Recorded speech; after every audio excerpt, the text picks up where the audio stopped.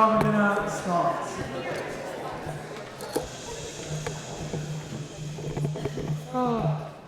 So I invite everyone to turn off their phones or just plug in silent. Thank you so much, everyone, for joining us. Welcome to the first Mordecai D Supporter Conference.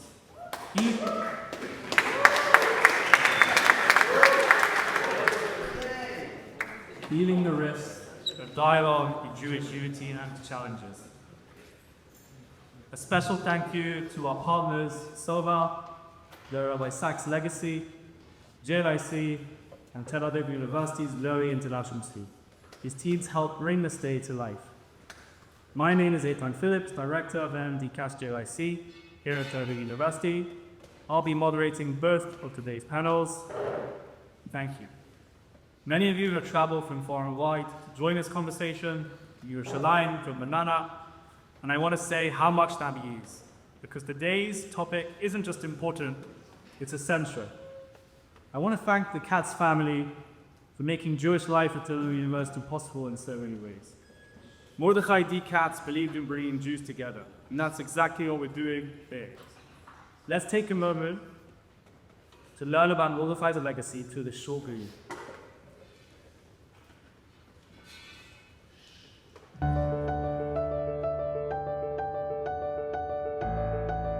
I want to welcome everybody to the first Dr. Mordecai D. Katz Memorial Northside Lecture. And it gives me great pleasure to introduce Dr. Monique Katz, the wife of Dr. Katz, to share a little bit about what Dr. Mordecai Katz was, what he stood for, and a little bit of biographical information. Mordecai Katz was an absolutely unique individual. He was always smiling, gentle, loving, and kind. He was brilliant, probably the smartest individual I ever knew, and it was a true honor and privilege to be his wife.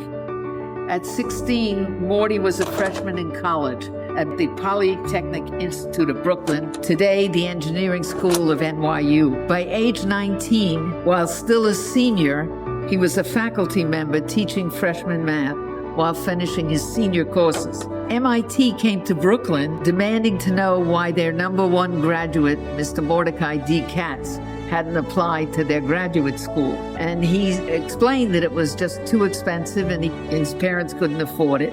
And living away from home was totally out of consideration. So MIT offered him a full tuition scholarship and a full cost of living stipend, an offer he couldn't refuse. By the time I met Morty, he was 31, and he was already the director of corporate planning at Colesman Instrument Corporation, a multi-million-dollar aviation corporation. By the end of 3 years, he was vice president of the entire corporation and head of its largest and most important division that made altimeters for planes. At that point, he had 2,000 employees under him for which he was responsible. I cannot convey to you just how incredible an accomplishment was that. In those days, corporate America didn't hire Jews, and with a name like Mordecai Katz, you can't hide the fact that you're Jewish, nor did he wish to. Morty, at age 43, left corporate America and was accepted to NYU Law School. After 3 years at a major Manhattan law firm, as I was seriously ill with a poor prognosis, I asked Morty if he would find something to do that he could work from home so we could spend more time together. He confessed that he had some ideas about investing, and since the internet had come into being, he bought a computer, set up an office in the house, and never looked back. At this point in our lives, Morty said it was time to give back. I remember clearly how he would make a multi-year pledge and I would have a heart attack. I would say to him, "Morty, we don't have that kind of money." And he would say, "Don't worry, Nikki, I'll make it." I can't remember how many times he would make a pledge, I would have a heart attack, and then he would make the money. He had complete faith that the more he would give, the more God would allow him to make, to fulfill his pledge. I remember a really heated board meeting that Morty chaired, with board members screaming at each other and Morty trying to calm everyone down and to keep the rhetoric civil. Finally, the meeting ended, and on our way back to Jerusalem, I asked Morty, "What do you need this for?" And he turned to me and said, "Nikki, I really believe I can make a difference." This is my favorite photo of Morty. because it epitomizes who he was. He had two priorities in life. One was family, and the other was the Jewish community. Here he has a hard hat at the groundbreaking for the new school, Frisch building. In his arms is his grandson, who is now a junior in MIT, and it epitomizes what he stood for, family and Jewish community. Rest in peace, Morty. Know that you really, truly made a difference.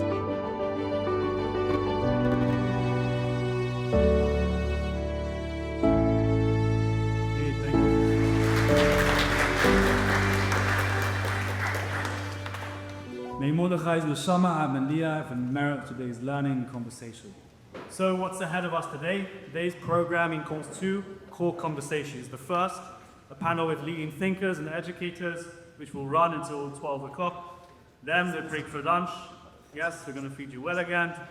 And at 12:45, we'll hear from a panel of students reflecting on their communities, their Jewish journeys, and their visions of the Jewish future. So without further ado, let's get started. I welcome the panel. I sweep the stage.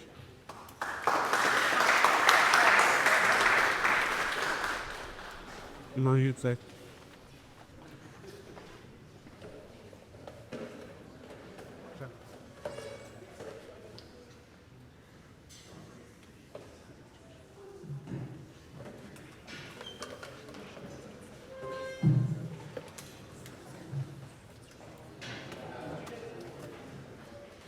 At the start of the war, I was serving in Minuin. Occasionally, though very occasionally, I had the privilege of coming home. We live right next to campus, and as I walked around, I couldn't help but notice a striking contrast in the posters plastered across the terrace. The last time I had been home was before October 7th. Back then, the tension in Israeli society was palpable. You could feel it in the air, and the posters reflected. But now, when it was December 2023, the tone was completely different. Slogans like B'yacham Natseach, together we will win, were everywhere. It felt like a different Tel Aviv. Much has been said about the sense of unity within Middle-Eastern units. But in those early days of the war, Israeli society at large reflected a similar spirit of forgiveness. This left me wondering, and many others, is it possible to return to that sense of solidarity? Not out of fear, not as a result of war, but because we choose it. A unity that might be hard to quantify, but that you can feel in the air and read on the posters. With that question in mind, I'm honored to turn to our panelists, who will each bring their unique perspectives on Jewish unity and challenges. Dr. Nechumi Yaffe is a professor of public policy at Tel Aviv University and a leading political and social psychologist, focusing on Haredi communities in Israel and the US.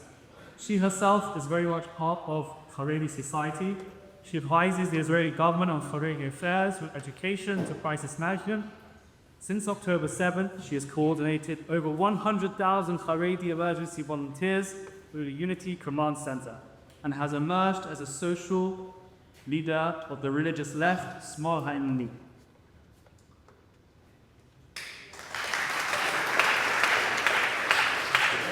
Thank you for joining us. Rabbi David Stav is the chief rabbi of Shohan. For decades, Rabbi Stav has worked to bridge religious secular divides in Israel. In the aftermath of the Rabin assassination, he co-founded Tzohar, an organization that makes Jewish life accessible to secular Israelis, which was awarded the 2009 Presidential Award for Volunteers. Tzohar helps thousands of secular Israelis every year by buying them through the marriage posters, as well as many other life cycle events. Thank you, Rav Stav.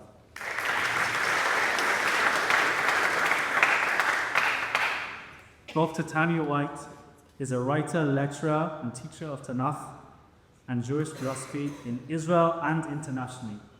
She is a senior lecturer at the Matan Bullets Institute of Torah Studies, teaches Jewish philosophy at Bar Ilan University, and is a Sacks scholar. Tanya is also the creator and host of Books and Beyond, the Rabbi Sacks podcast, a series exploring the legacy and ideas of Rabbi Lord Jonathan Sacks through in-depth conversations with leading thinkers. Thank you very much, Tanya. I actually just heard, there's just something very emotional for me, that Rabbi Sacks stood here when he received his honorary doctorate from Tel Aviv University. Yes. Odelia Lizov-Sedler is a Tel Aviv, I hope I pronounced, is a Tel Aviv-based pianist, artist, and social activist, known for her innovative integration of music, visual arts, and social engagement. Trained at the Reuben Academy in Tel Aviv and the Royal Academy of Music in London, she leads cultural projects and uses artistic expression as a bridge to a community drive like Yehiyeh, social rifts within Israeli society. Thank you so much, Abel.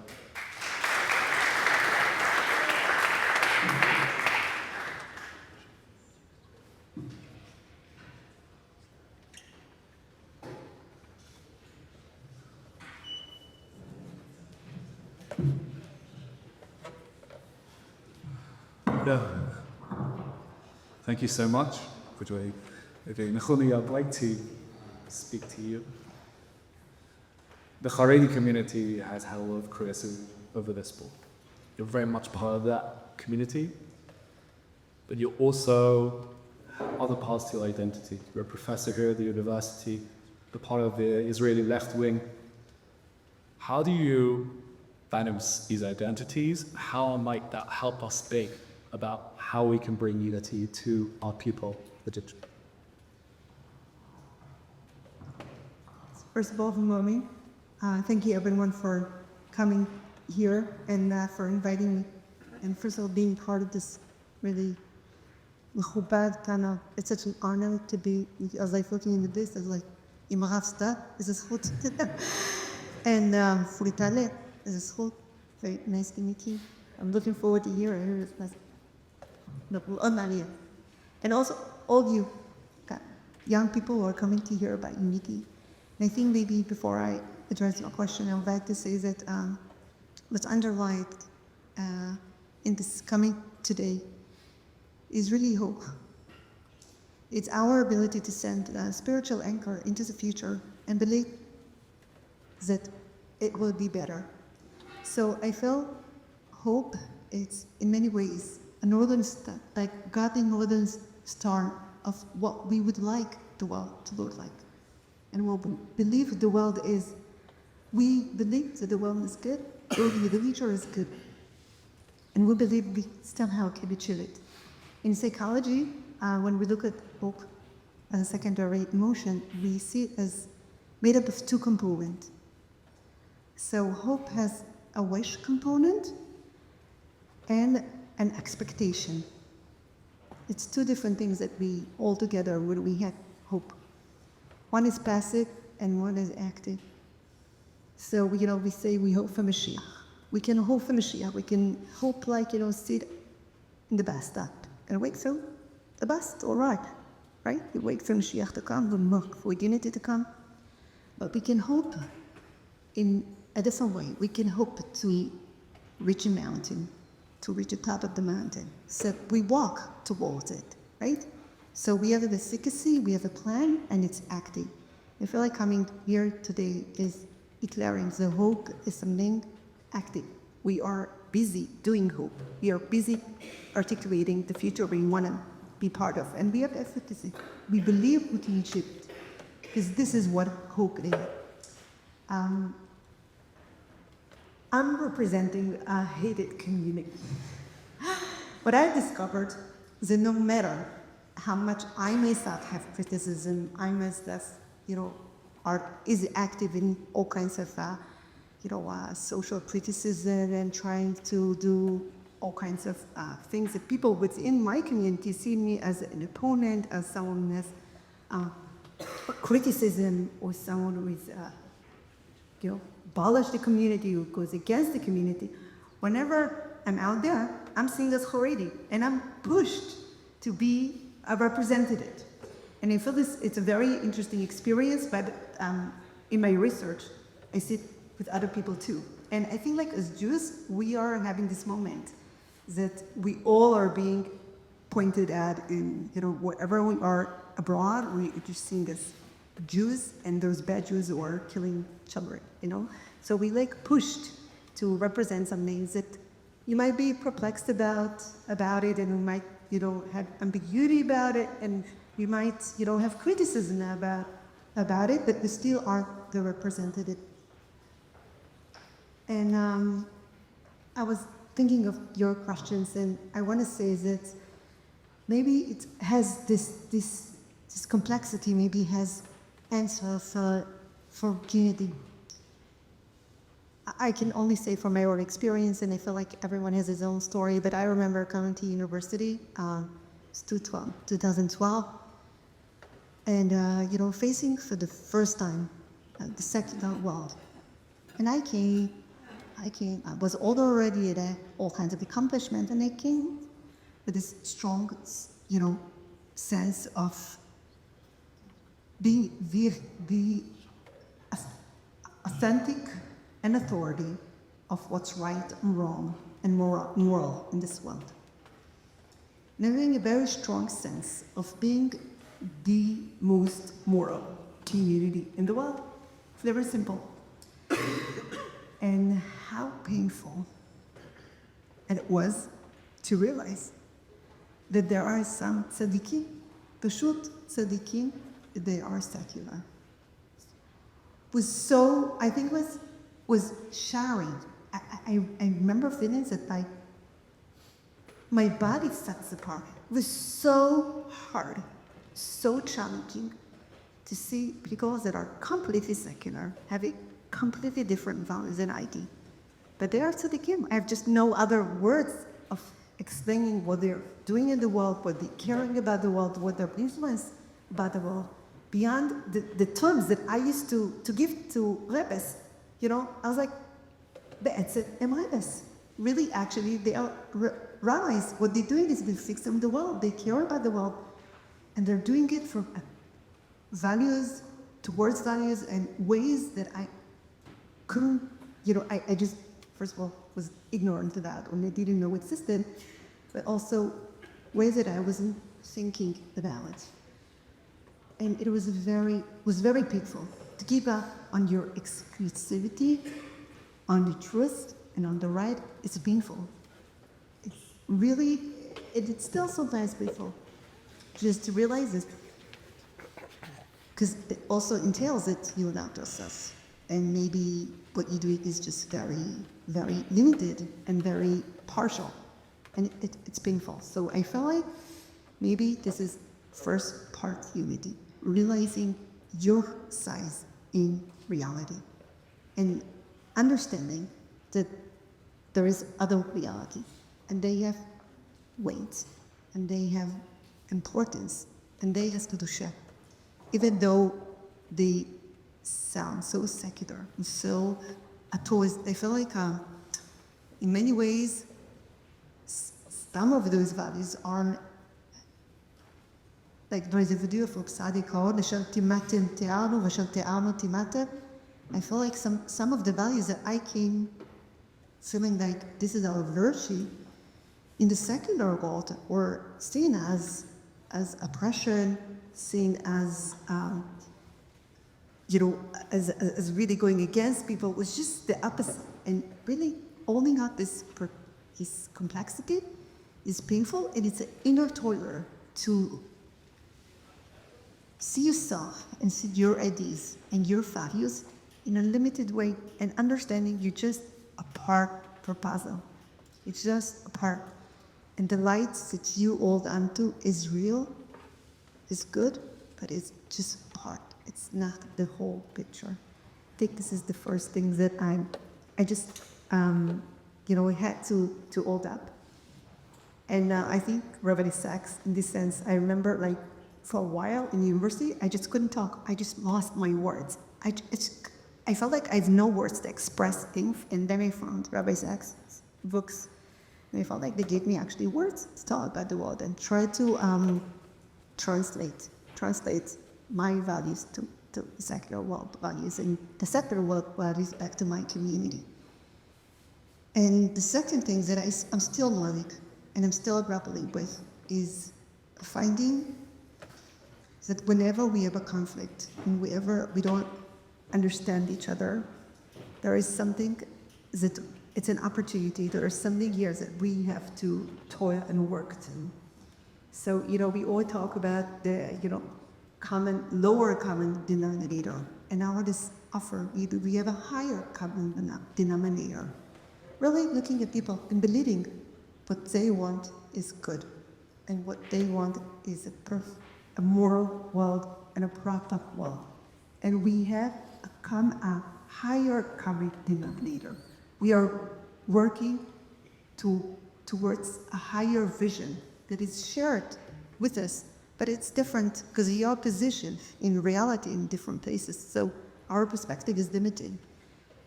And actually, it's very Jewish, because when we think about it, the Gemara, which is like, our codex, is made up of what? Machloket. So actually, we made machloket into something holy, into our culture, and to what we are. So if we can just, a little bit make room for this, and make room for and respect for each other's perspective, we can work towards, unity. And the last thing I would say is that I was thinking, okay, so I was thinking is that Chassidic, so we are in the last Sfira of Omer, which is Malchut. Sfirot are the different energies that the world work with. And there are 7 kinds of energies. And the last one is Malchut. And the Midah of Malchut is Anava.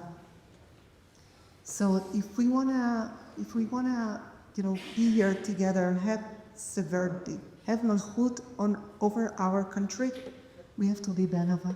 זה המידה, and דרך חירות. So that's good.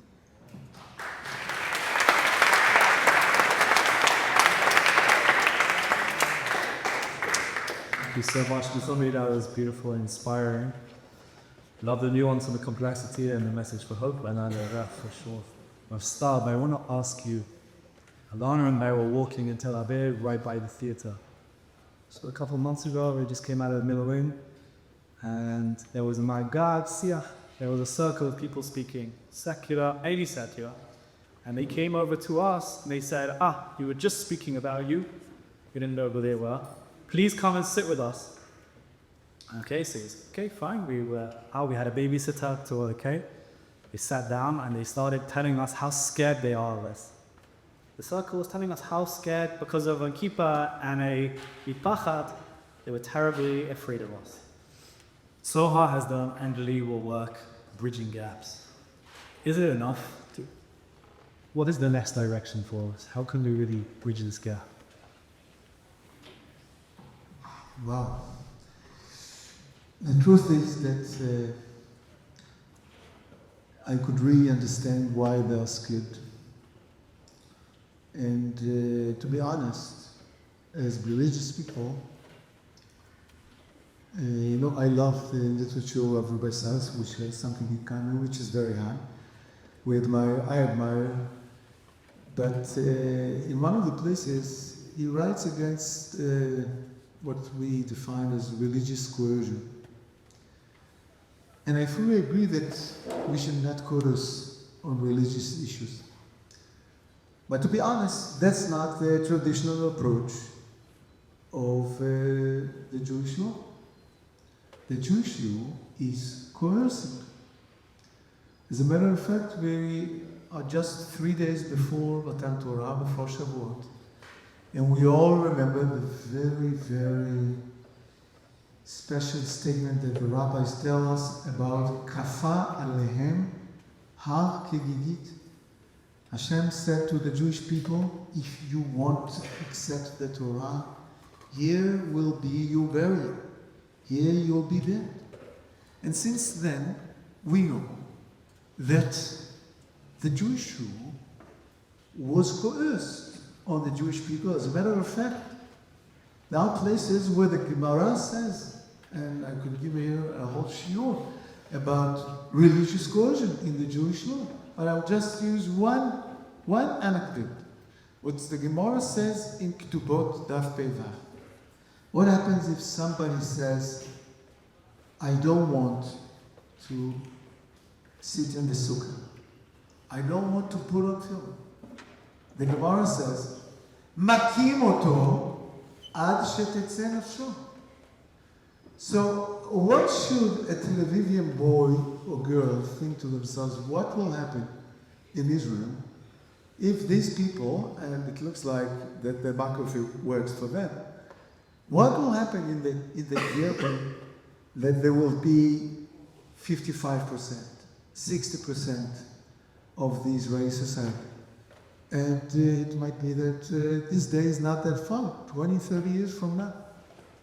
Now, usually, Haredi politicians or religious politicians, by the way, there is no difference in that aspect between the Haredi and Latino politicians, usually they distinguish between things that are done in public and things that are done behind closed rooms. This distinction does not exist. It's fake. The Halacha never made any difference between our commitment to impose our laws on the Jewish society. Doesn't matter if it's done in public or it's done in privacy or behind closed rooms. Now, it doesn't mean that we don't have a way to translate the Halacha to current situation. We have ways.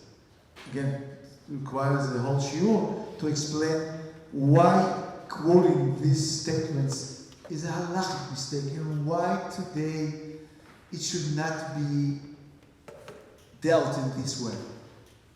But when we see the way politicians and the original sources are talking about coercion, we could really understand why the secular people are afraid of us. And nice words will not change be terrified by us because they think that we have no other choice. It's not because we are dead people. It's not because we want to coerce. It's because that's a part of our belief. That's a part of our faith. I guess most of you do not read fluent Hebrew. But last week, there was an article written in Makor Rashi by a very cute guy. His name is Mordecai D. Moti Carter. He wrote an article describing how he learns the Chabrusa with a rabbi. And they arrived to one of the stories in the Gemara that actually approved my point. And he asked him, please go to your rabbi and ask him, what will happen if we will be the majority? He comes back a few days later. His face were black. He said, the rabbi said, what can we do? We have no other choice. That's what the Torah commands us. Which means, if I would have been this secular guy, and you know what?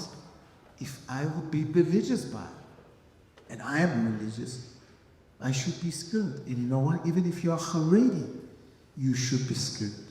Because what you think is something that is allowed and permissible, the other one to your right might think that it's forbidden and that you are violating the biggest prohibition in the Torah.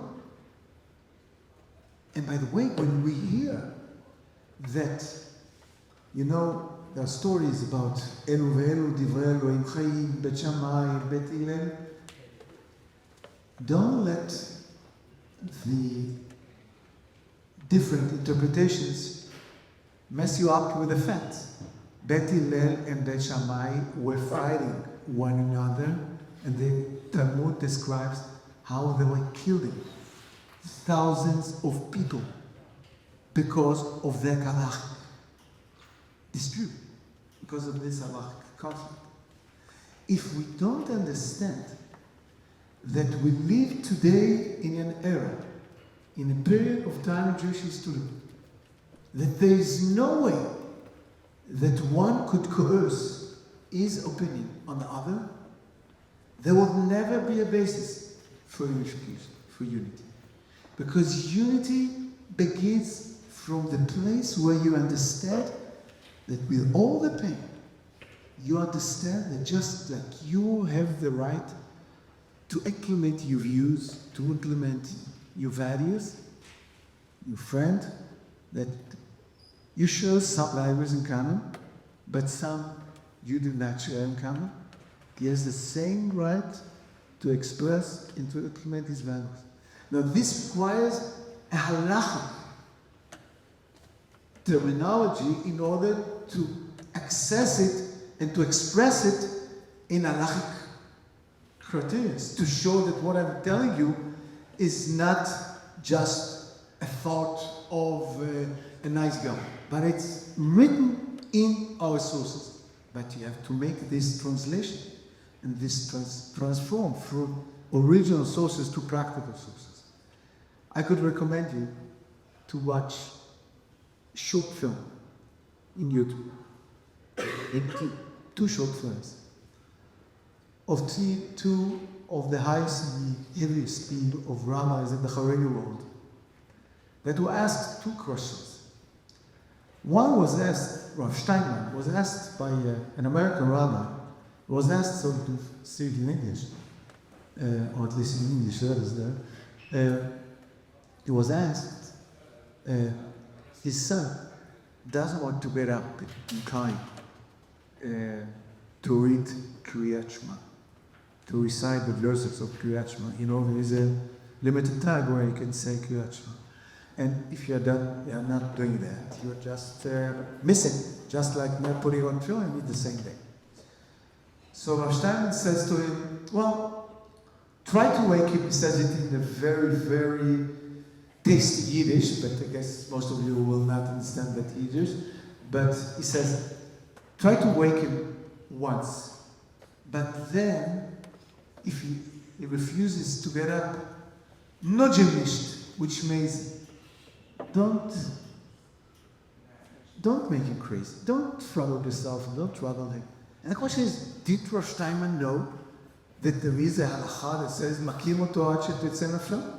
Instead of telling the father or the rabbi or the educator, nojemisht, he should have told him, well, you should snap him on the face once and twice and 20 times until one of the two will happen. Or he will get up, or he will never get up. But Rav Steinman didn't use that way. And he said, no, it's enough once. Wake him up, try to wake him up once. And the second question was asked by another educator to Rav Edelstein. And he was asked the following question.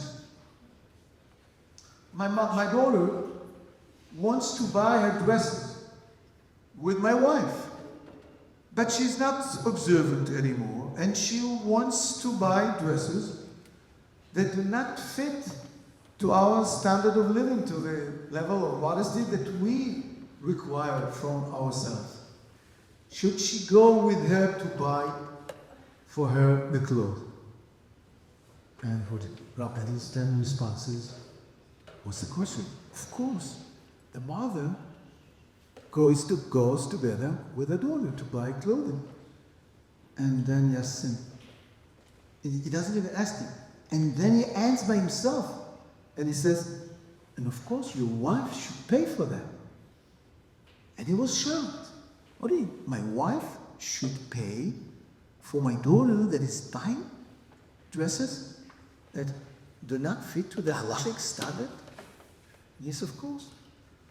And then he asks, isn't it a mesayeh ledvar avera? Isn't it it's something that you are helping? Actually, you are strengthening somebody that wants to violate the halacha. He doesn't explain why, but he says, no, it's not mesayeh, it's not. Now, we understand that these two distinguished rabbis understand that there is a difference between the ways we impose or we run the Jewish society in previous generations than the way we should do that and we should handle that in our generation. But this way of understanding is not yet known by all of the religious representatives, is not used, and from what we see in reality is that it seems to be that they never heard this approach. Usually the terminology, the language, is a language of defeating, language of imposing, of coercing, and this is the fundamental condition for unity, that nobody will try to coerce himself on that. I believe that this is what characterizes the activities of Tzon from the beginning.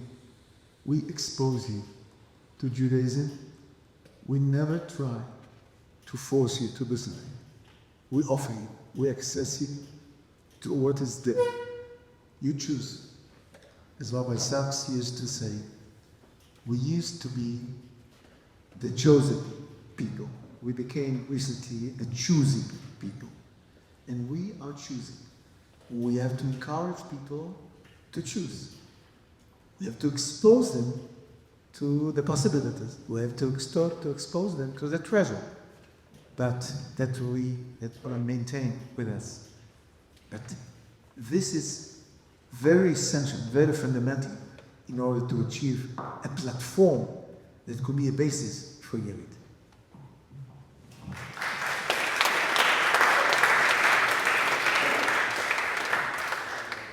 Thank you, Rav Stav. That's given us a lot to think about, especially in the halachic realm of creativity that might need to happen. Odelia, I want to share with you something. Okay? Odelia needs a double thank you for coming today. And I'll tell you why. It wasn't so easy to find someone passionately secular to come and speak about Jewish unity. Some people suggested to me and said, is this really a time for Jewish unity? Maybe it's a time for political dissent. Maybe, But Odelia has agreed. And I wanted to ask you, is unity desirable even? Is this something we're really working towards? And finally, how does your artistic, music, culture and background come into play perhaps towards thinking about unity? Does it come into play? Because you have done a lot of work in the unity. Hello, everybody. So I'm a pianist, and the whole outside world, I see it from within myself. So let me start with the musical thing. As a pianist, I grew up feeling that I'm not good enough. Why? Because my two hands didn't feel the same. And I thought it should work the same way. But my right hand, is so light and turkey and, just goes over the notes like nothing. And the left hand, more heavy, but more profound. And I remember my Russian teacher says, Odelia, you need to work for these two hands to be together and work the same, but they are not the same. We don't even have the same fingerprints in left and right. And then I met Chopin. The Chopin composer. You know what is the difference between Chopin and all other composers? I bet Jonathan Sachs would answer in a minute. The first time I opened this book, I see, there are some people like Mozart and somebody, okay, now I see it to you. And Chopin is the only composer who wrote for piano only, or around piano. Mozart, Beethoven, Bach, everybody they wrote for other instruments, violin, cello, orchestra. Chopin only cared about the piano. So he knew my body as a pianist best. So what he did, he took the right hand and gave her to be a magnificent right hand. I wish I had a piano to show you. I mean, you hear the Chopin piano in right hand, it goes up and down. And he gave the left a different story. He gave her a profound and helping, and together it's like the most wonderful harmonic music, but there is one thing you need to do. The left, right, they have to listen to each other. If they don't listen to each other, it will sound like a disaster. And even if I, as a pianist, I play and think about what I'm going to do tomorrow, you will not see it, but you will feel lost in the music. You will not listen. So I, as a pianist, have to listen to my right hand, listen to my left hand, and support each other. And sometimes, but more I can tell you, when something doesn't come right in my right hand, and I try it again and again and again, sometimes I find the solution in my left hand. It looks so easy, so it didn't work here at the left hand, but then I started to work on my left hand, and then magic, the right hand is flying. So they really depend on one another. So I understand that if we are one body, we cannot really separate and think that, oh, I can play Chopin with two right hands. No, I cannot. It will sound terrible. So I'm telling you, there are many secular people who are wealthy priority that are not as loud. You know, the fourth quarter? Of course, there are thousands of them doing much work. But I can tell you about my neighborhood. I live here in Ramat Aviv Gimel, where is a lot of tension. And I say, wait a minute, you're talking about unity? And I'm asking you, what is unity? If you tell me unity now, the magic comes? No. Unity is if I sit with you, it's unity? No.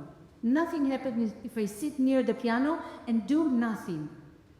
Unity, you know Rachel Goldberg, Olivia.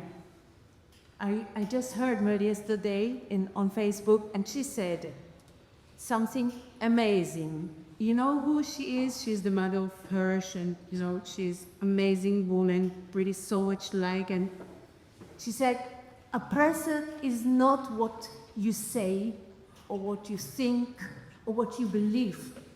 It's what you do. So I understand the being together is not saying, let's listen to one another. I listen and then I go home and I get frustrated again for everything and I want to kill everybody. Sorry. But when I started doing things, I felt completely different.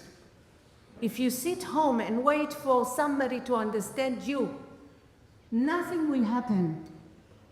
We just separate more and more, in my view, okay? I met this wonderful friend, he is religious in my neighborhood, and we saw 3 years ago that, you know, with the judicial reform and all the spirits, and in Ramat Aviv, most of the population is secular, but there is Chabad, and there is the Zionist Jewish, and everybody wants the best for everybody, but somehow it doesn't work together. Because in Simchat Torah, when my kids were little and I took them to Simchat Torah, the Chabad people lived so amazingly for me to enjoy that when there was a separation wall, you know, the visitors, Mechitza, I felt this is not my Simchat Torah. When I was young in Tel Aviv, I used to love Simchat Torah, wait for Simchat Torah. My mother, she's so secular, yeah? But she not bad, because she's Jewish. So she bought us the white shirt, and we used to run to the area, to the main center, and there was music and dancing, and we got the flags, you know, the flags with the Shami flags of Simchat Torah, with the apples, and it was amazing. And then I went to London for a few years with my husband, and when he came back, and we went to Ramat Akiv, and then I had kids, and I said to myself, okay, now I can go with my kids to Simchat Torah, and I go with them to Simchat Torah, buying them white shirts, and what do I see? I see a wall. And I said, okay, I feel at rest here. I don't feel that I belong here. So I took my kids home, and we never came back, so my kids didn't even enjoy any Simchat Torah since then. So, and the Chabad meant for the best. They just wanted to share their joy for us. So it's not about blaming nobody. It's about imbalance and understanding and lack of communication. So what we did 3 years ago, we decided that we need to sit together and do actions. So Myrtle and Frank, we started as 2 women making a group of people, 5 from the religious, 5 from secular, or, you know, right and left or whatever. And we did talks, but in a special way.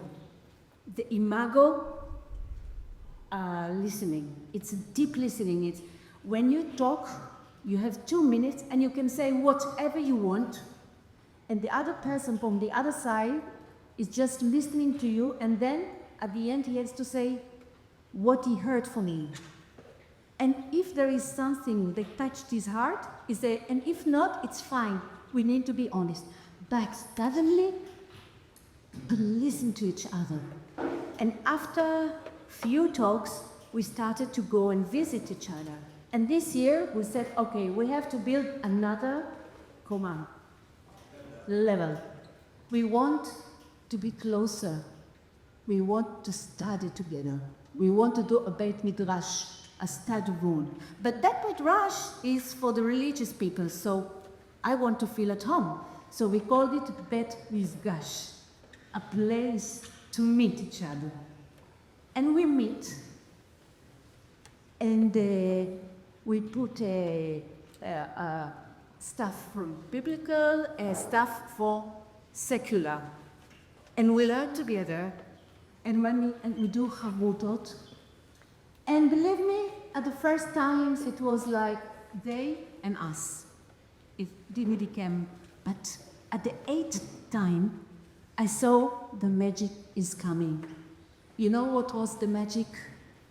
I saw somebody from this side starting to fight for the other side. No, I don't want to be in a place that you don't feel comfortable with.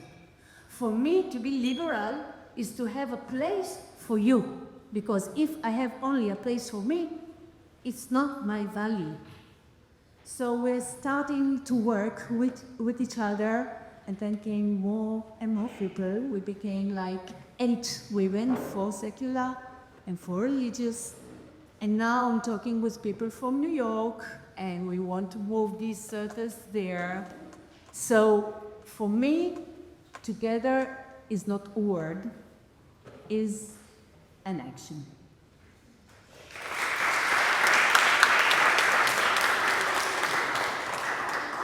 We've been lucky enough to see some of the things that you've done around the community, and it's really incredible work. So thank you so much for that.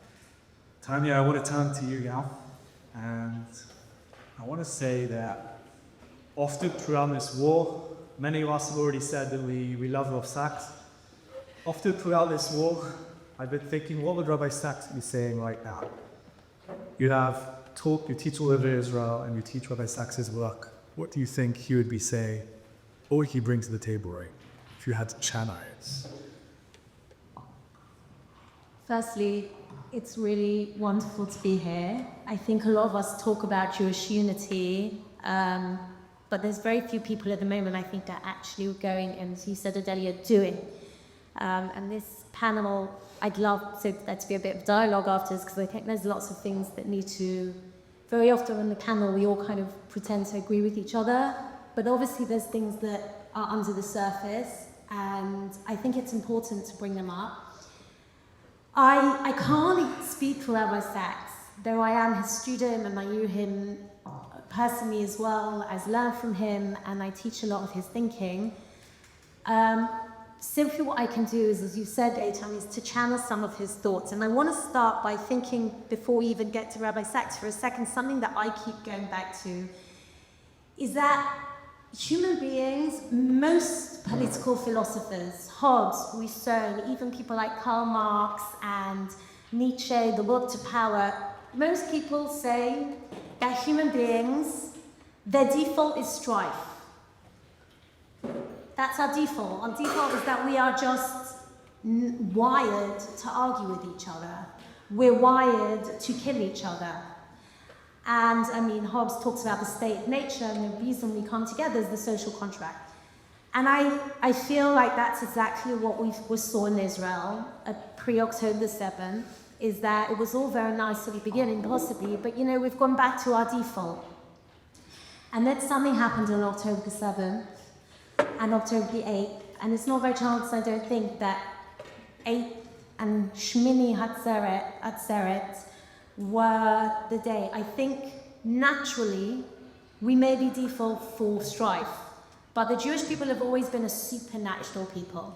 There's always been something, even about our survival, about the fact that we have been a nation that has sustained the most tumultuous history in the history of humanity, and all the other empires have dissipated and somehow the Jewish people is still surviving. It does not make sense. And on October the 8th, or Shmini Atzeret, we showed that we are really a superpower in our unity, in the fact that a second before we were killing each other, and a minute afterwards, you have people from every single element of Israel society putting their, literally putting their lives in the line, and in other cases, really giving everything to the Jewish people, to the people on the front. And I think to myself that maybe we need to jump onto that bandwagon. Now, we all know that it didn't last very long. And I do think, however, that we need to look at that as a template. And we need to actually remind ourselves that we have a superpower. And that superpower, which is the number 8 in Judaism, is always something beyond nature, okay? It's always something above nature. That superpower that is above nature, that is what has allowed us to survive all of these years. And I want to think a second about where we are, and from that kind of tap into Rabbi Sacks' thinking. At the moment, we're coming up in a few days is going to be the festival of Shavuot. And if we think about the journey that we make from Pesach to Shavuot, literally from the Exodus to receiving the Torah. And as Rav Stav reminded us, the rabbis basically said we were coerced. There's a second part to that Gemara which says actually the people, Kiyumu v'kiblu, when did they really accept the Torah? That's what Rabbi Sacks taps into. He says, well, actually, they really accepted the Torah. The Gemara tells us at the time of Ahasuerus, when God wasn't, God's not even in the Megillah, and that's really where freedom is. But we won't argue on that stage. But I want to think for a second about what happens. If we look at what happens preceding the coming out of Egypt, we have exactly the same scenario. Moshe comes out the palace and he sees an Egyptian hitting an Israelite. Okay? Now you would think exactly like what happens on October the 7th. These people were being persecuted. They had an external enemy that was essentially trying to destroy them. And a minute later, or a day later, according to the Torah, Moshe again walks along, and what does he see? He sees 2 Israelites literally killing each other. And he tries to intervene. And what does he say to them? Like, stop. And they turn around to him and they say, who are you to tell us what to do? Hey? What is going on there is what we would call today in modern language identity politics. You're not from my tribe. How dare you come and tell me what to do? Echo chambers. I'm only hearing what I want to hear. Right? And that leads ultimately to violence. Now, we've seen that in the Western world, in Western democratic countries. We saw it here in Israel.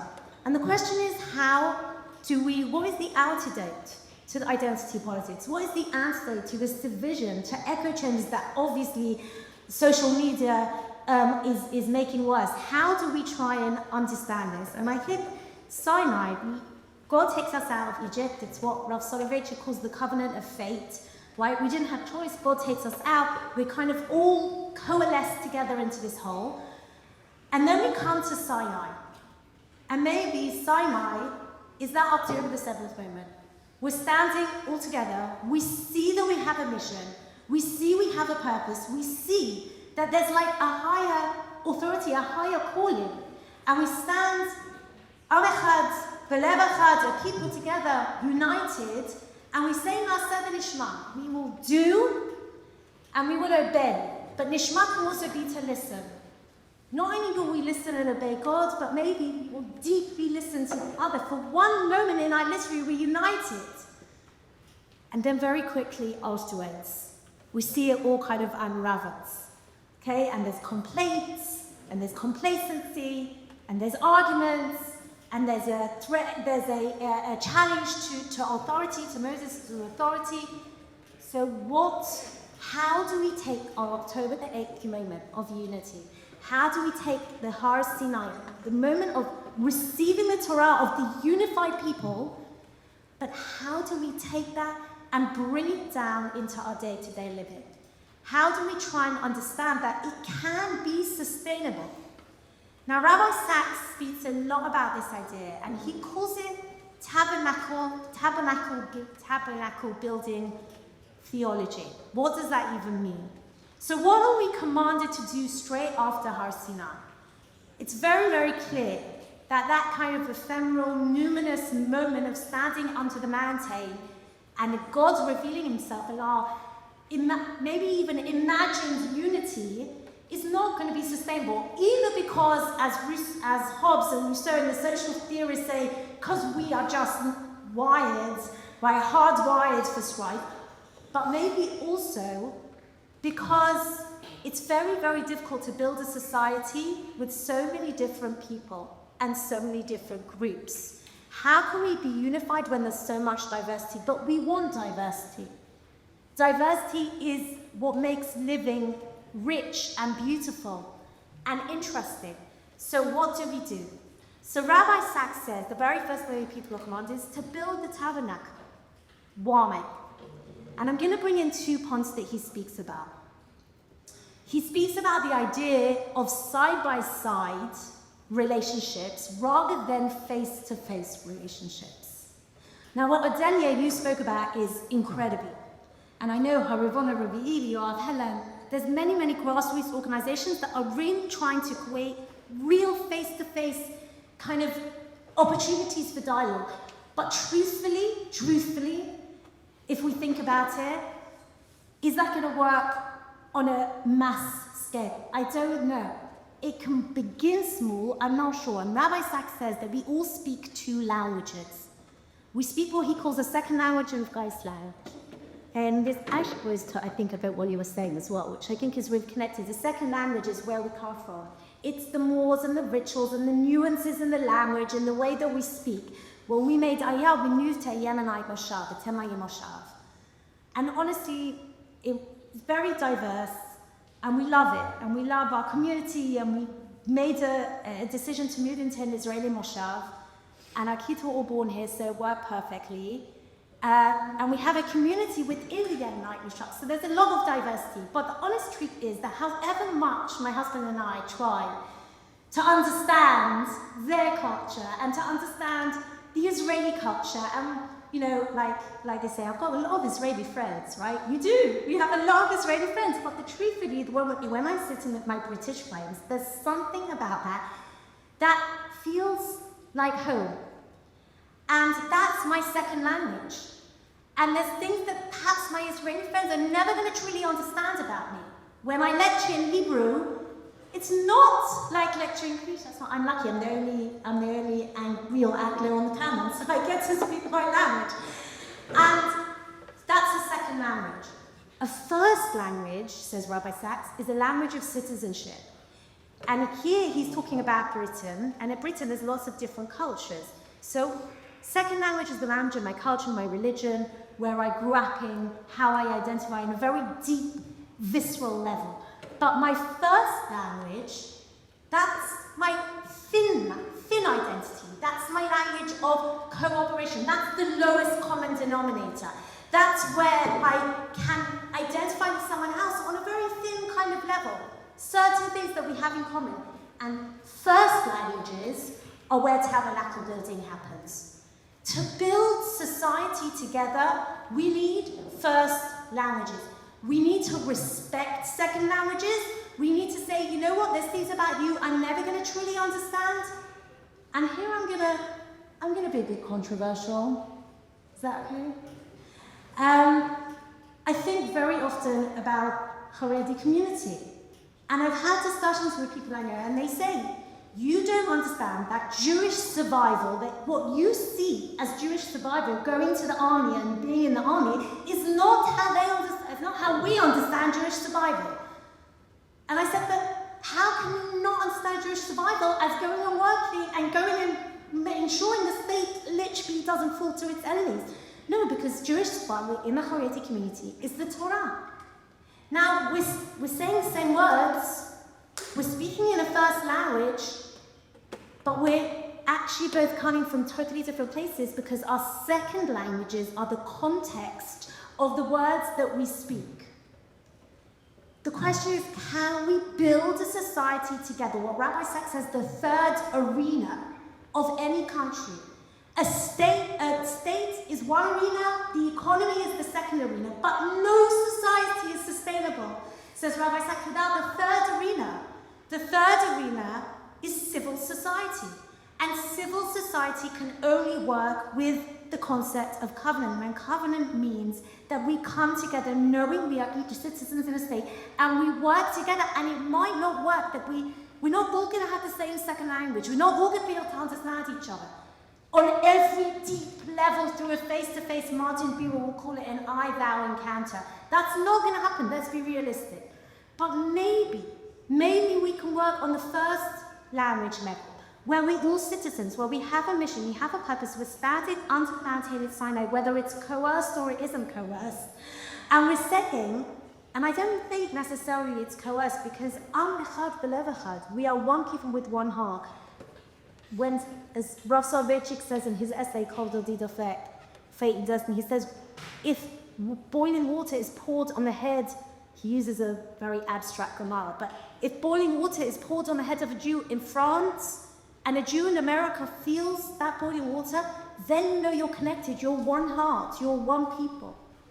If we understand that, that's the point at which we can say, okay, there's things we're not going to understand about our cultures, about the way we understand the world, but maybe we can find a first language. So that's the first thing he speaks to in terms of covenantal tabernacle building, covenantal society. And the second thing, and this actually takes me a bit to what Odeya was talking about at the end, but is the idea of a story. How do we tell a story? Every identity, every person, our identity is made by telling a story. Unfortunately, in the post-identity world that we live in, people believe that they're free-floating atoms and that their past and their history and their family even is not relevant to their existence.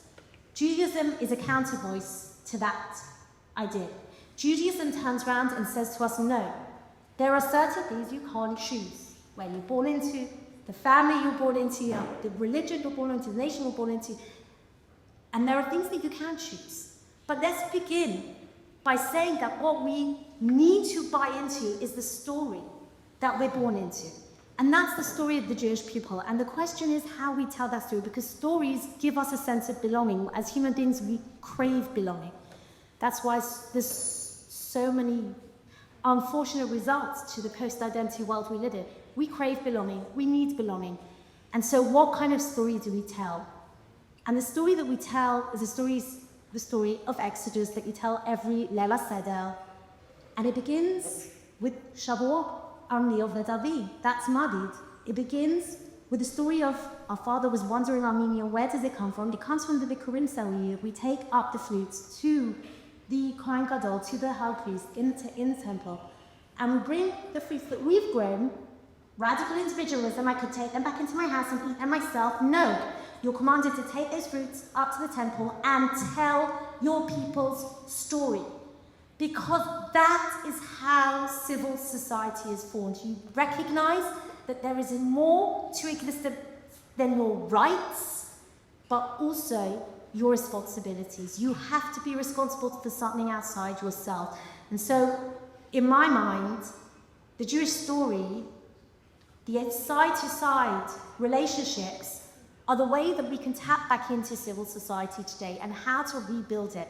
And I would say that one of the ways that I see this story being told today, that in some sense transcends language, because language is very harsh and very difficult, and it has contours and it has lines. I think one of the ways I'm seeing it is through music. If you look at a lot of the Israeli musicians, they're telling us the story of October the 7th. They're telling us the story of our people. I don't even need to name them, but you all know who they are. And they're telling it in a way that you sit in a concert and you see every sector of society is sitting there. It's quite incredible. And they're telling the story, and people are buying into that story because no one's coercing a story. And because it's being told in a language that isn't coercive and isn't about identity politics and isn't about, I'm coming here to tell you what to do. It's much softer, it's much more gentle, it's much more emotive. And it's much more about what can we do to build society together.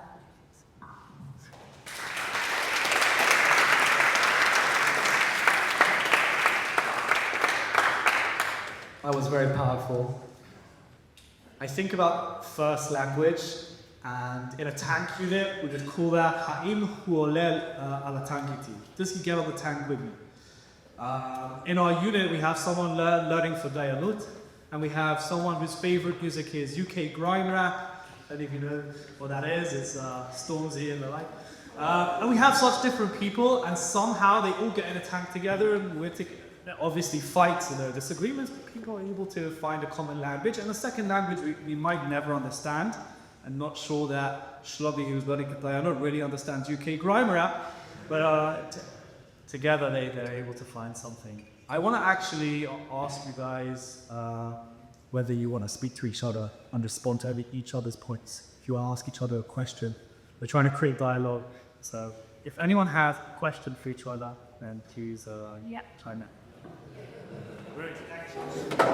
I want to talk about being Jewish in your eyes. Because you said there are certain things that you are born. I was born Jewish, and for me, Jewish, the things that I'm born with, I personally don't need to act on them for me. I have my tradition, I love my tradition, but I'm Jewish for myself, full stop.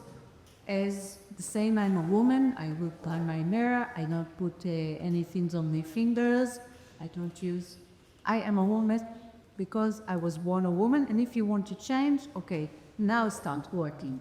But if you don't change, like Mahler and Mendelssohn became un-Jewish, yeah? They had to work out and it wasn't good for them. But what I'm asking you, three of you, do you think that you are a better Jewish than the I am? TV started. You? Oh.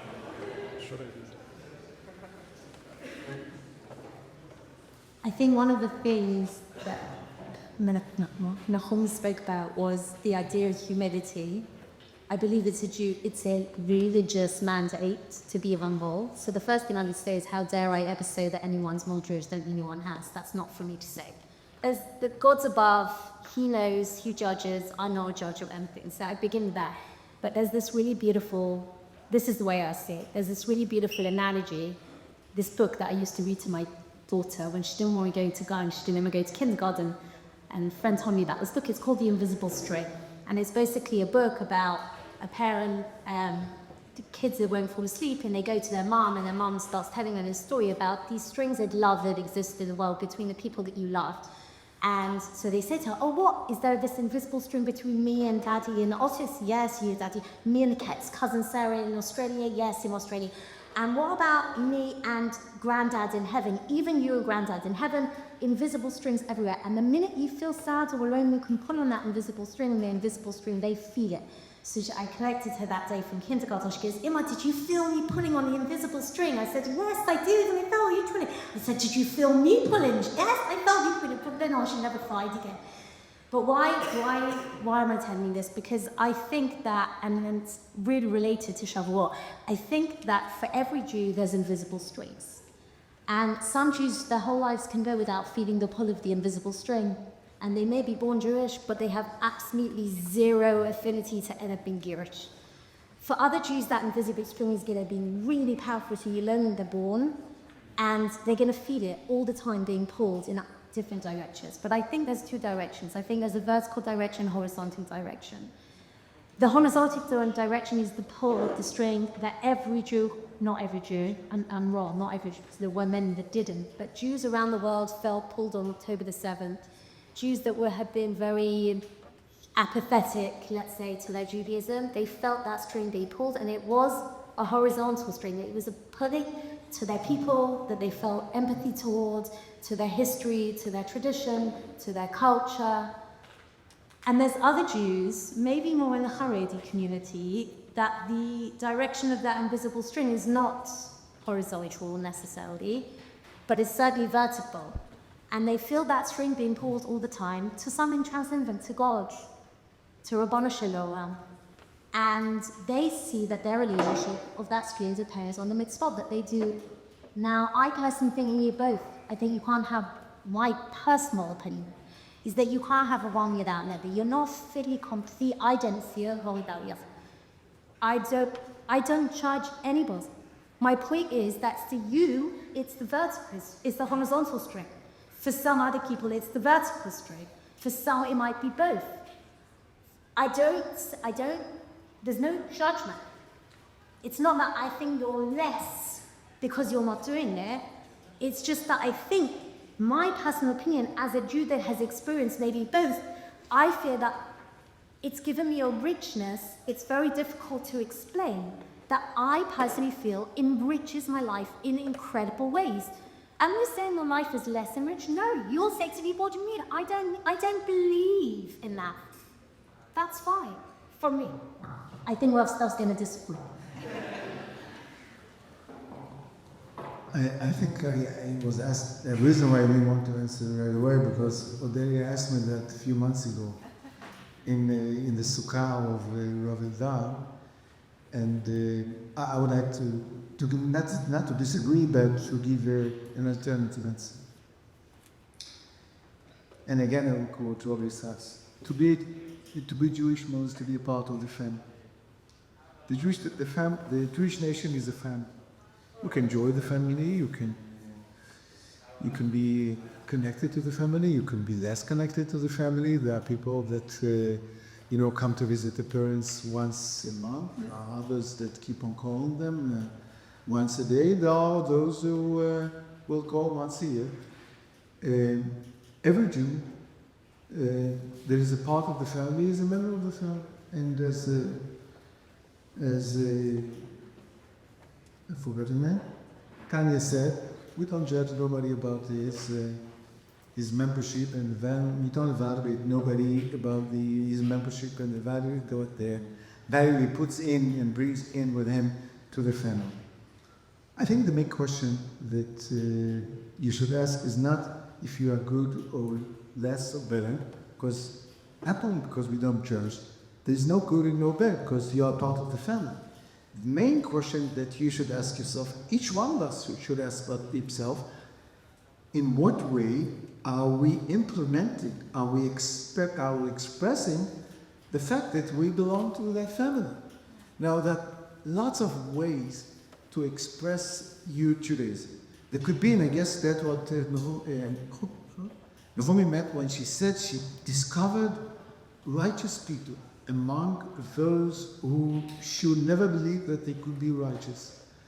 And I guess she didn't continue, and I guess she met wicked people among her society as well. The wicked and the righteous are not divided between Haredi and secular, not to one direction, not to the other direction. Not only because we are not the ones to judge, because it's given to Hashem, but also because different people could express their connections to Judaism in so many different ways that it's impossible to decide for them who is better, who is fulfilling his mission more. But what I would ask you, and actually I would ask to challenge you, ask yourself and ask your friends, and our friends, it's not your friends, it's our friends, in what level they feel that they're Jewish. It's not about there being good Jews or bad Jews, they're all Jews. But what level, what way in their identity is the Jewish component taking place? And unfortunately, and that I could say, when I meet lots of secular Israelis pre-October 7th, when I ask them, and trust me, I go from one place to another, and ask them, please give me your mark, not about being good or bad, but tell me, how much are you Israeli and how much are you Jewish? What part, what component does the Jewish component play a role in your life? And I don't have to see the faces, I don't have to see it, to hear the names. I could tell you almost 90% of the, based on the answers of how much you define yourself, your self-definition, how much you define yourself as Jewish, and of what importance does it play in your life, I'll be able to tell you where you're coming from in Israel, where you're coming from, which tribe in Israel. Are you traditional? Are you secular Ashkenazi? Are you Dati Lumi? Are you Dati L'She'avar? Whatever, different definitions, I'll be able to tell just based on the question. You tell me, not I judging you. You tell me what role it plays in your life. Now, I really believe that there are many secular Jews that Judaism plays a very big role in their life. Doesn't mean that they are religious, but their commitment to the Jewish future, their commitment to the Jewish covenant, to allow values of. And I'll show you an anecdote, and this is my last sentence. A few days before the elections, I had a meeting with the former Prime Minister Yair Lapid, and he asked me about a few issues, why he wasn't satisfied, why didn't you condemn Tzohar? Why didn't you condemn politicians that blamed us, that we are not Jewish and that we don't care about Judaism and this and this. And I felt that it really touched him, it really bothered him. And I sent him two answers. The first answer, look, we don't want to be involved in this kind of politics, because once we start criticizing this and condemning that expression will never finish off. But I want to give you a second answer, which for me is more important and which should concern you. You know, my concerns and my problem is unfortunately, most of you voters were not really insulted by the politicians from the right that blamed them for not being Jewish. It looked at his staff, at his assistants, young assistants, boys and girls, and they smiled to him, saying, well, Rav Stav is right. And that's my problem. My problem is not to judge you whether you are good or bad, bad Jew or good Jew. My real challenge is that it should be our common interest to make sure that everybody will be insulted if somebody says, well, I don't care about my Judaism. I want every secular guy to feel that Judaism belongs to him just as it belongs to me or to the whole community. Unfortunately, they don't believe so. They don't think so. And many times, they even say to themselves, okay, if we are not welcome, if we are not Jews enough, okay, who cares? I want them to care. I want them to feel just like the tribes, when Moshe Rabbeinu wrote the Sefer Torah, and the Midrash describes how he wanted originally to give it to Shevet Levi. But then the tribes complained to him and said to him, a few hundred years from now on, you tribe will say the Torah was given to you, not to us. It belongs to us. And Moshe was so happy. Well, I'm so happy to hear that you care about that. I want to see every single guy comes and challenges me and challenges others, telling them, this Torah belongs to me as it belongs to you. You you didn't know how to interpret. You misinterpreted this. You concluded wrong decisions based on the Torah. I belong and I'm committed to this Torah just as you are. In different ways to implement it. Unfortunately, many of them don't feel connection.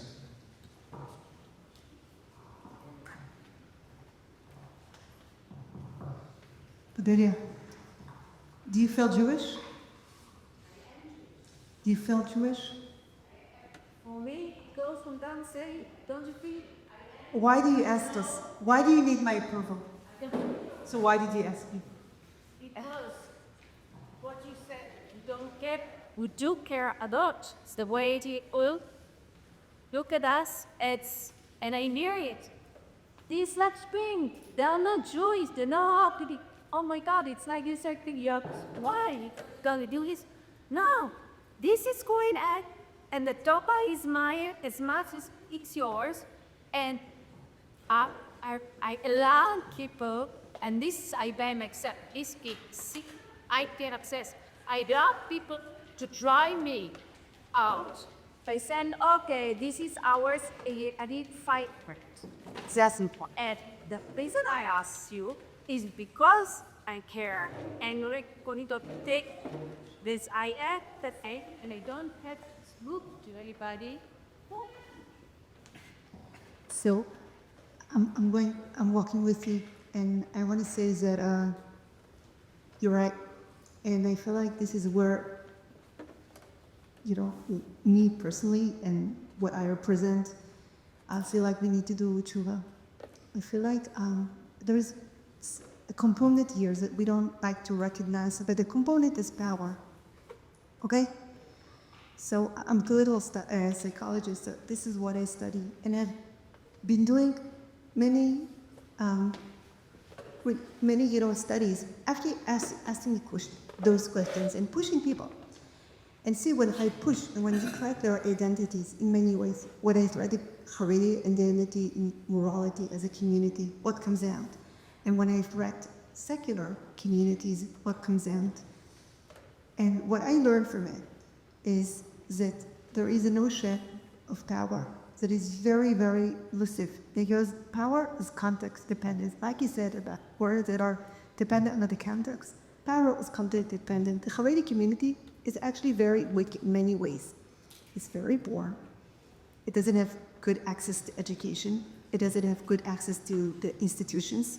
In the normal ways you look at power, the way power manifests, say, well, the Haredi community is very weak. But the Haredi community is holding the power to determine who is Jewish, right? And the other parts of the Israeli societies has just succumbed through the years. And in fact, we all see how bad that Ma'apecha Mishpatit is, and we all see how bad. But really, there is awakening, people cleaning their identity, so cleaning their flags. Going out as we are Zionists. This is reclaiming the flag, saying we are Zionists.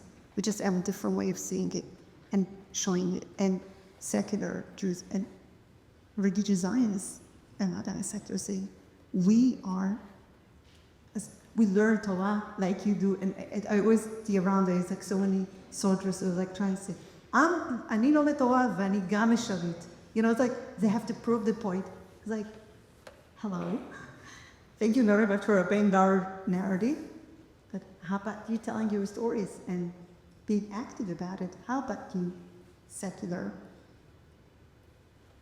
blowing your horns and saying, we are inventing things that makes human beings' lives better. happier, easier. And this is our contribution to beauty Jewishness. This is our contribution of what the Torah was meant to give us as people. We invented ways. We invented Mobileye. We can have less car accidents. We care about human rights. We are part of the Torah. We're just bringing it from a different angle. And we want to be part of this conversation, of the Jewish conversation. Don't give up on it. It's yours. Okay, so this is what the silver lining of the past 3 years. It's like people waking to reclaim and be part of the conversation in the ways that they can design it and bring a much fuller perspective to what being Jewish is. So to them for this. And we need it as Jews. This is real machloket l'shem shamash. And I do want to add something. I was, coming here with my daughter this morning, and we saw signs on the Shu'im. Suddenly, that the whole messaging and the whole fight for the hostages is all out by the mothers, right? Ma'ot shel hachatosim are the one who are holding up this entire thing. And I was thinking that it is so nice that mothers are the one fighting for life, women are the one fighting for life. And I was thinking, אנחנו מתקרבים לשבועות, this is Megillat Ruth, and it's a story about women navigating and world of men. And they are the one bringing the Geula. In our panel, we have women. I want to thank you for May, for allowing. For allowing. We need men. We need their power. No, we need men to be willing to recognize that women need space and live and step back and give women the space. And together, we will bring Geula. I want to add one more thing just for the students because it's not connected to our discussion. It's connected but very small. I know that all of you actually came to Israel from overseas. And I guess that for many of you, to be exposed to what's going on here in Israel could lead to two contradicting decisions. Hey, why do we need this headache to see all these Jewish tribes fighting one another? Let's come back to Teaneck or to Cape Town and to live in our shtibel, in our neighborhood. So others could be uplifted by this and tell themselves, well, we have what to do. So just reminded me the story of Katz JLIC, one of the first stories that I heard in marketing, that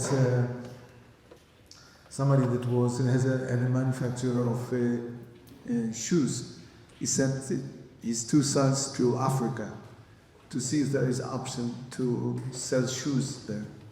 So the two sons come back to him and they come with 2 different answers. One says to him, well, there is no market for shoes here because nobody wears shoes here in Africa. So the other one says to him, well, it's a great opportunity because nobody wears shoes here and therefore we can sell millions of shoes. So that's exactly what I'm telling you. It's a huge challenge to be here, but it's our challenge, it's your challenge. And let me tell you something, don't misunderstand. We are privileged, and you are privileged, to live in a generation that our ancestors could only imagine in the best dreams. They would never imagine such an amazing and a wonderful state as we have today in Israel. And it's a huge opportunity that Hashem has given us with the sacrifice of our people that were ready to sacrifice their lives in order to establish that state and to struggle. And we still struggle. And we need you and your friends to come to understand that this is the place that Hashem has chosen for us. This is the place that we could implement and we could fulfill all of our visions, all of our views. That's the place that we are supposed to live in. So don't give up and don't be despaired because you see that there are disputes so natural among Jews. If we had no fights here, we were not Jewish, we should have checked ourselves. Maybe our dynasty is wrong. If we fight one another, it means that we are really Jews. And I will end with a joke. It's not a joke. Rabbi Lau, the senior Rabbi Lau, used to tell the following story. Somebody came over to him, and a Russian guy, and he said, I'm Jewish. Rabbi Lau didn't trust him. He didn't have enough documents. And then he said, well, I'm sorry, you have to convert. And that the Jew, the Russian guy said to him, you know what? Geen dreadai. Go to hell. But he said it in Yiddish. So Rabbi Lau said, why didn't you say you're Jewish? Why didn't you say you know how to curse? That's the biggest proof that you're Jewish. You curse in Yiddish. It's a wonderful proof that you're Jewish. I wanted to know, that's a part of our story. We have much more to offer to ourselves and to the world. B'ezrat Hashem, we're going to accept Torah again on next Monday. But our problems and our challenges are a part of our identity. And don't allow these darkness and these shades to hide from you the beautiful picture that we are privileged to live in, which is the awakeness of the Jewish people since 1948 until now, and B'ezrat Hashem from strength to strength.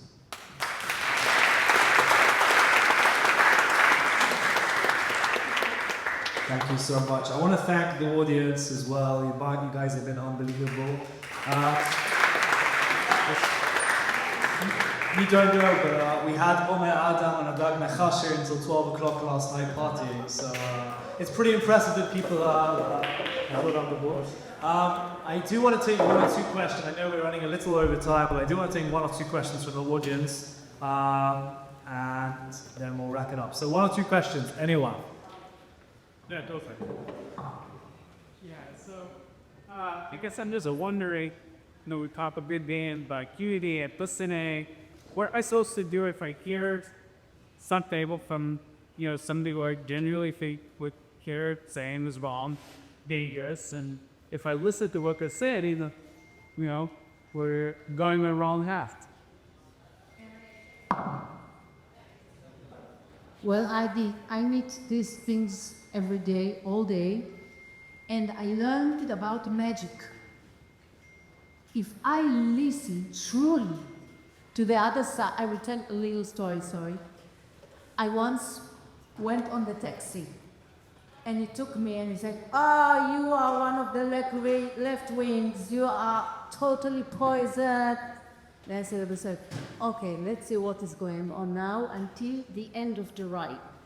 And I just listened to him and asking questions, and he showed me my interest in him. And really, was interested in him, and I didn't say anything of what I think. I was just listening. At the end of the ride, I did have money, it was a few years ago, and they called my husband to take money out, and he screamed to, you have the most wonderful wine in the world. At the beginning, I was poisoned. So all you need to do with this person is really listen to him and ask him questions, and step by step, some magic will happen. I agree with magic. I want to recommend it. Since, so within 10 people that will meet it in the world, somebody that will find us by amazing. I think that the main thing to understand is the other side is very, very involved. The question is not being wrong or right. The question is, do you see him as a sinner, as a crook, or do you see the thing that is could be mistaken? The fact that we disagree with each other doesn't mean that we should hate each other. Today, that's when you know that you crossed the line. When you start thinking that the other side is sinning, that's the point that you have to understand that something is wrong. Because the other side, to be stated, is not sinning. They are not trained. They are not working against this character. They think differently than you are. It would be very dangerous because people could take decisions that are dangerous. when they are mistaken and they are not seen. Hey, you are finished. Political candidacy, panels very good. American everybody. So for America, looking out, we see that the land that although you was U.S. So to have your fucking race to prove to your father to take that your prep while the guy for Schwab, that they go. Now pick up a way a little bit like a high red mode for the neck. We go like by you got straight. So according to the work that go, because we were getting out of this tribal battle, just echo the judge. You should be a casa. I think but what do you think you should you called really lucky out. Out of it. Shot, shall we say, got hop kick. No, what you call for because baby water, because they let go. Okay, so to me it's very simple. I call the community and I see people in the community understanding more and more that they are citizens.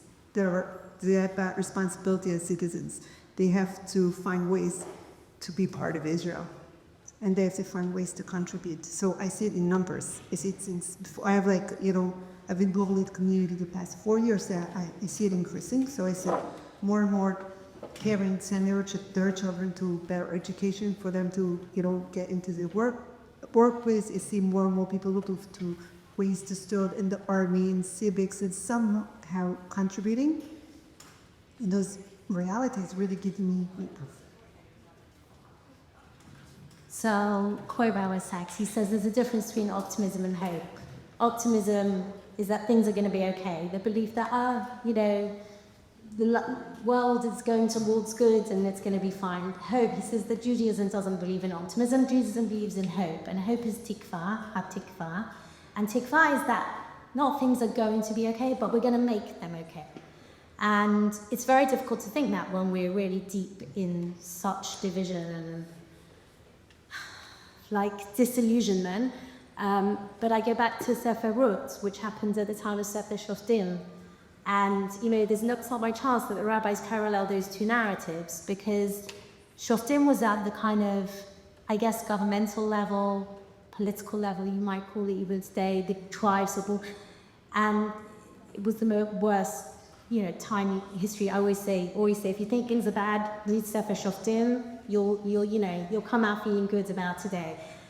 But the Sefer Ruth, to go back to the vertical and horizontal, the rabbis on Shavuot, the day that we became a people, they say we got the Torah, that's the vertical, invisible line between us and God in keeping the mitzvot in the Torah. But they also gave us another narrative, and that's the narrative of the horizontal, that Ruth, simply through chesed, she understood that she connected to something. It wasn't because of God, it wasn't because of any revelation she had. She simply connected to her people, and those tiny small acts ultimately brought about redemption. I totally agree with you. I think we hear so much hatred in the media, in social media, in the echo chambers, in journalists. Everyone's taking their side. But the truth is, if we go down to the ground and we look at some incredible organizations, Tzohar, Rabbinical, there's so many out there, Hadibur, which was set up by Sarit Zussman, whose son was killed in Gaza. There's incredible organizations that are happening that are really trying to bridge the divide through small acts. So when I get disillusioned, which does happen, I always think of Rabbi Sacks, and I always think, okay, what are we doing? And you go down and you look, and there are so many things happening to create that civil space that I was talking about, that covenantal space. That gives me hope. And I also think we've been here before, and we've come out of there. And I do believe we will. Hey, it's on you. It's on me. It's on you. You act it, things will happen. You don't. I have to say, can I add to that? I was in America last month, and I spoke at the AJC, and I met some unbelievable students there from all over the world. And I thought I was going there to bring, my Eretz Yisrael wisdom. I came out totally uplifted, because very often, you kind of see the diaspora and you think, oh, we're the ones that are defining Judaism here in Israel. But the truth is that I think when all of you coming from the outside, sometimes that outside perspective, when here in Israel we're tired, it's a year and a half, you've all been here, and I think many of you have been here. There's a kind of exhaustion that is a fatigue, a war fatigue, but you're young. And I know many of you might even be in Miluim, but there's a passion and a dynamism and maybe even an outside perspective that I feel like a lot of people that make Aliyah have that passion, and I think that's where the potential is massive. So go and do. Okay, I think we're going to end here, and people can ask. Thank you so much to Rabbi David Stav, to Adelia, to Nechami, and to Talia. Thank you very much. This conversation. But one thing that's important is to bring it down to our lived realities. How do people feel on the ground? How do students feel on the ground? The next generation, how do we feel about Jewish unity? And I think what's really important, as most of us come from the diaspora, what do we think about Jewish unity outside of Israel? Where's Jewish unity headed? We definitely want to hear what people have to say. We have wonderful panelists here today.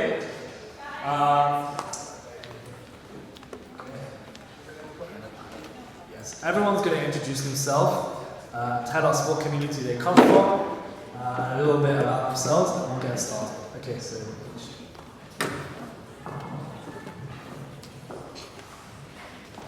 Hi everybody, how are you? I'm Elise Shashing. I was born in the US, but I lived most of my life in Iran. And most of the institutions I went to were also Orthodox. So I went to the Yishuv, which is high school here in Tel Aviv. It's on the periphery of also Orthodox. It's Charei, because it's honorary way. But then after that, you enter a few years, I went to Yeshiva in Yerushalayim, which is all the other organ, that's or center of and I'll discuss it a little bit, but just having those experiences were guardian to me. It's just a certain way of the way you view the world in those institutions. Most of what we do in Yeshiva, this is what I did for kids on years. All you're doing is you're studying in specific ways. So you come in the morning and there's nothing else on the curriculum other than studying your text analytically, right to 9, and you come to enjoy it over the years. So in the beginning it was very difficult for me, but over the years you find the beauty of it, and you fall in love with it if you do breakfast. And if you like that,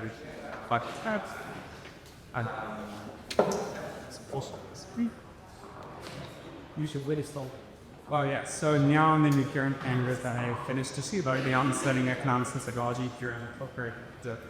Don't say it's okay. Great. Hi everyone, my name is Kayla. I'm a Rabbi here at Tel Aviv University. I grew up in Teaneck, New Jersey, which is a community very Orthodox, a very large modern Orthodox community in North America.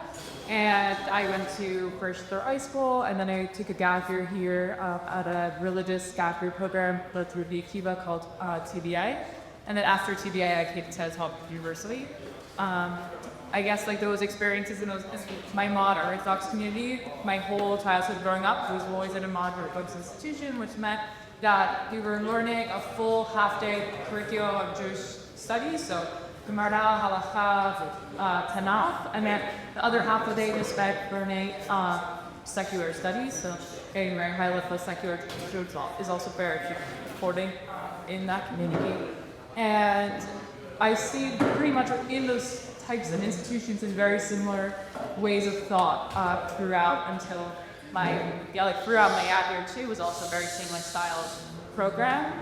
And then when I came to Tel Aviv University, I experienced a bit of a shift. So here I study Middle Eastern studies and business management, and got in that degree, it's very obviously no Jewish studies at all, but coming to a very secular campus was a total shift from the bubble I grew up in a modern Orthodox community. Then hi, my name is Avi. I'm doing a master's degree here in security and diplomacy. I come from Toronto, which is also a very large Jewish community of like 200,000 people, I think. So obviously very diverse in terms of the whole spectrum of religious levels.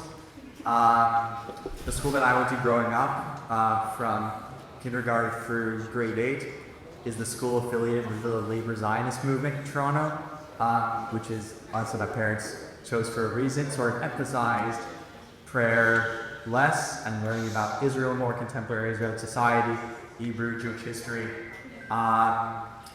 So I guess I sort of had like what you call like a conservative or traditional upbringing of like Shabbat dinner and then go out with friends or go see a movie or whatever. For kashrut, sort of some kind of balance of not necessarily cooking unkosher foods, but not being so strict. And then for high school, I went to what's actually the biggest Jewish school in North America, which is called CHAT, or the Community Hebrew Academy of Toronto. So that's like a technically non-denominational community school. So it kind of does this funny balance of we have Orthodox rabbis, but also completely secular teachers. And the first time I've had Gemara class, but then still also classes that focus on contemporary Israeli society and these sort of things. Still, my religiosity level hadn't really changed so much, but I did have, for the first time, friends that ranged from less religious than me to way more religious than me. Like, I had friends that were Shomer Shabbat for my first time ever. And then I went to university and I got involved in Chabad and other organizations, Jewish Life on Campus. I got very involved in Orta My Way Alva, I guess, and was the president of the Chabad at my university. And that was the environment that really fostered, I guess you could say, my personal religious journey, and sort of allowed for what I was looking for, which was a Judaism where I could sort of pick and choose buffet style of what I connected with and what I didn't as much. I found I actually really did connect with sitting and working with my rabbi in a chaverta, and I did connect to keeping Shabbat, even though I didn't necessarily start keeping Shabbat strictly, and I did connect to some aspects of being a bit more observant when it comes to kashrut, but sort of tried to find my balance and still try to find my balance, and I feel lucky that I feel very comfortable in very different communities.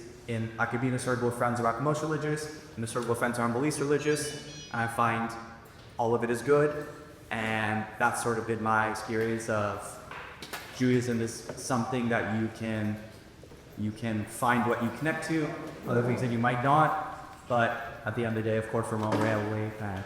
So, all flavor to the end.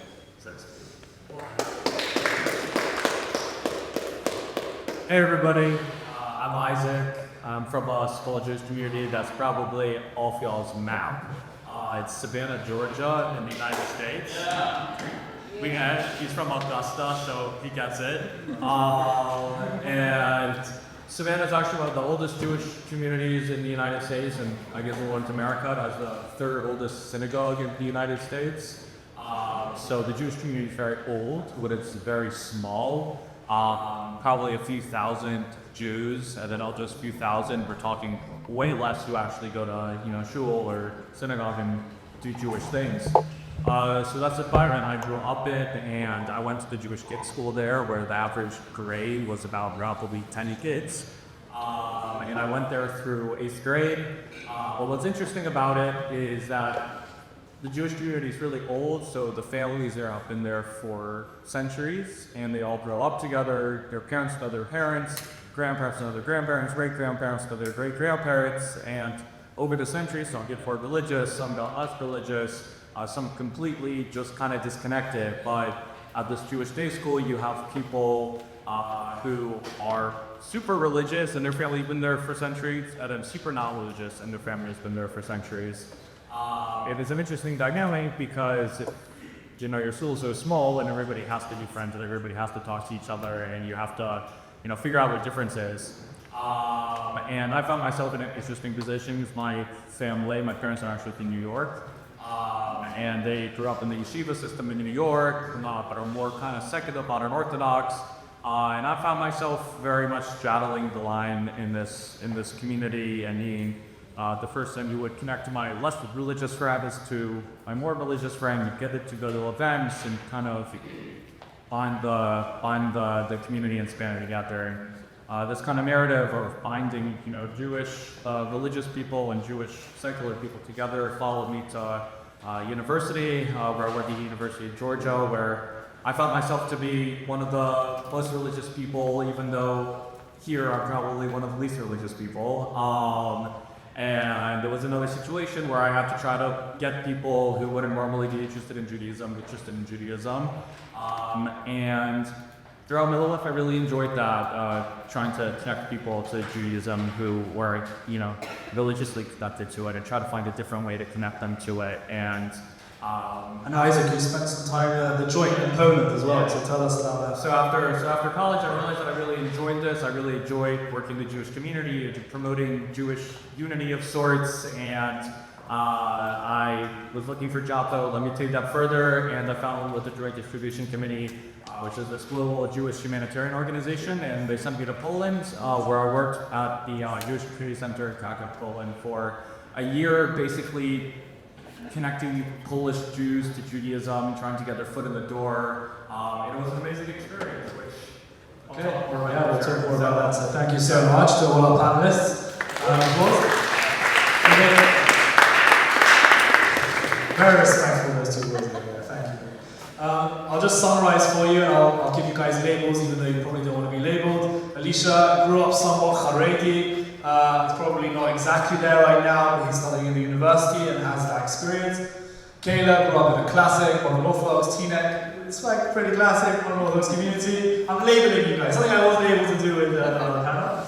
Avi over here grew up in a conservative sort of environment, one of the biggest Jewish communities in the world, Toronto, a mixed school of sorts, and has been very involved in Jewish life, especially post October 7th.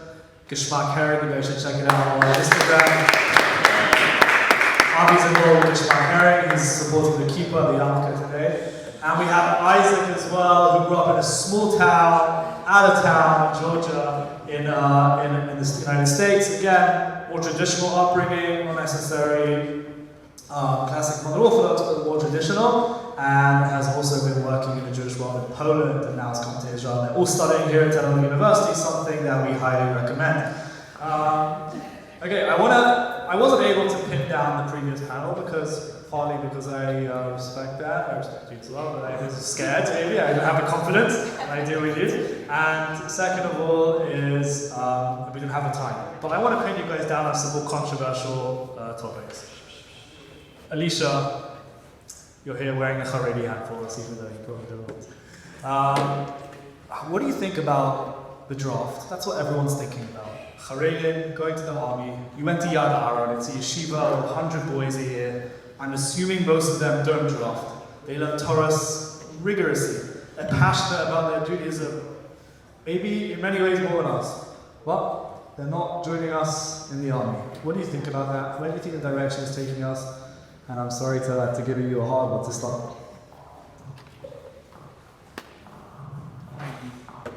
Yeah, so honestly, my yeshiva nobody is ever thinking of going to the army. When I left university, to many of them it was, in a sense, like a bit of betrayal, and also, like, they see you in the stream, they're like, you went to university, I thought you were Jewish.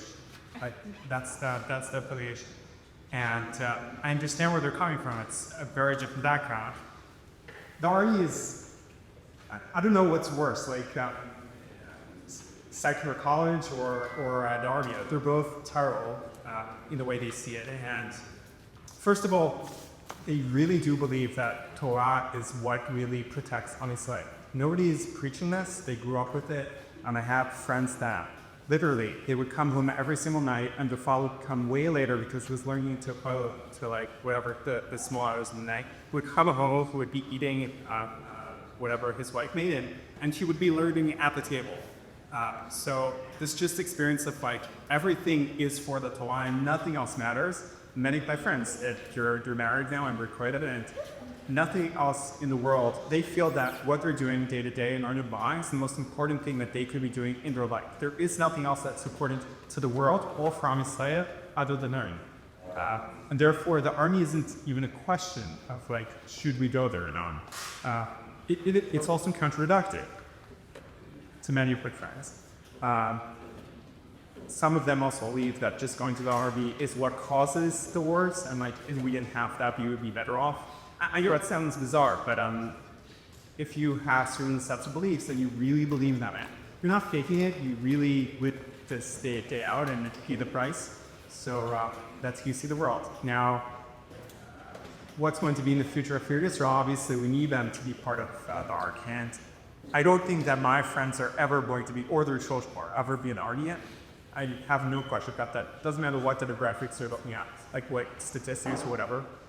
That said, within the communities, and also because of the internet, which were, that is what you were saying, but well, because of different trends, many people, at least that are on the periphery of Chabadi world, are more exposed.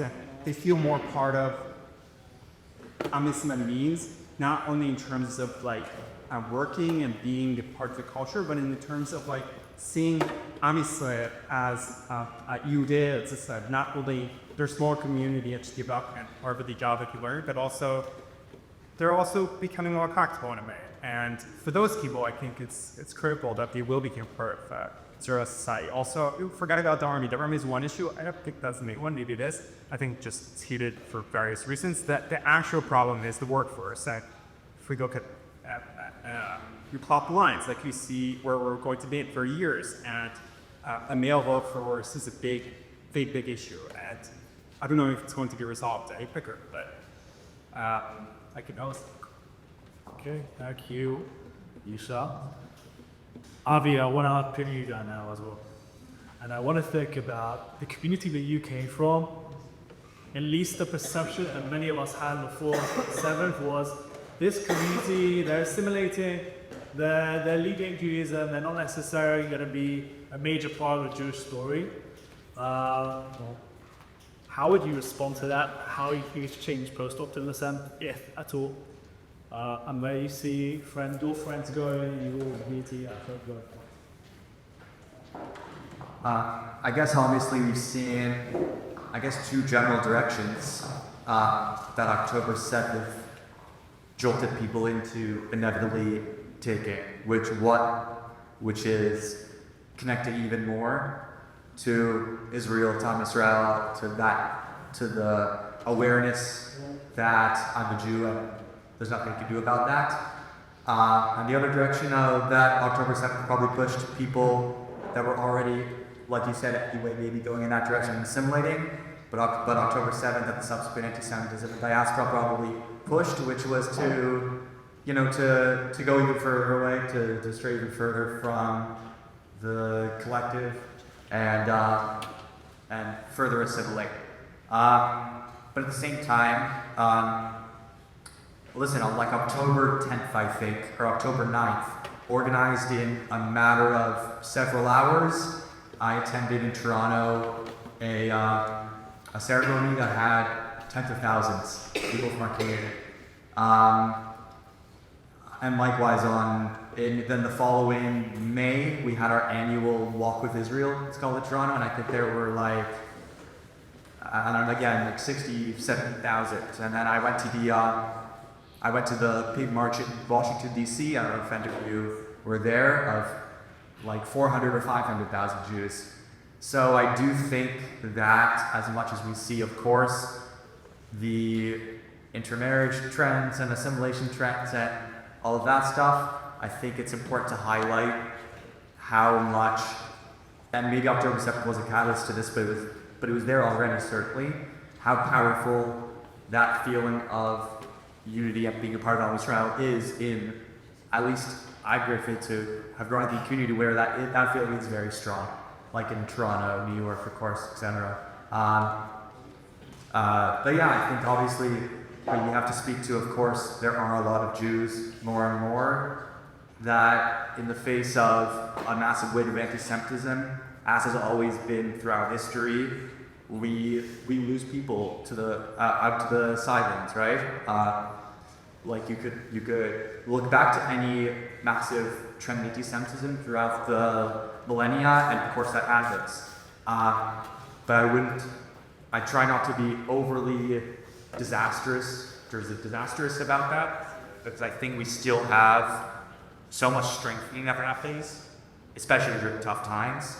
And I think we all witnessed that after October 7th. So, yeah.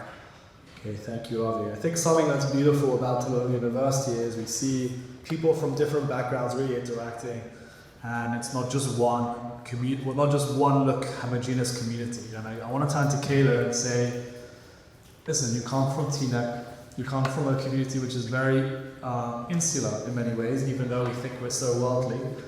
Modern Orthodox, we got the modern as well.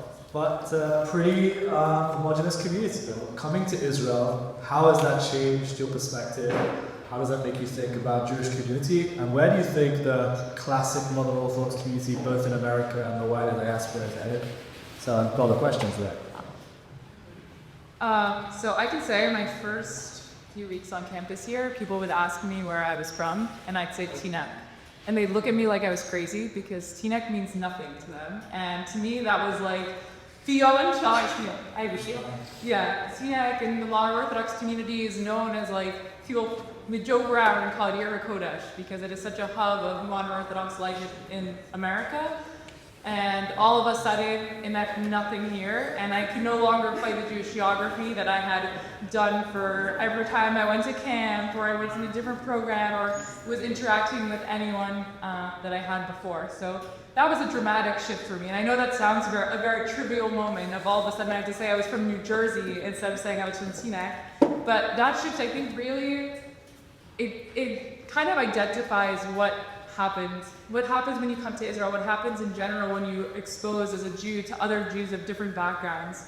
And I think looking at that more broadly, so my experiences at TADUs, I am now in classes with people from all around the world, most of whom are not religious. My first year I was one of 4 religious students in the entire international undergraduate program.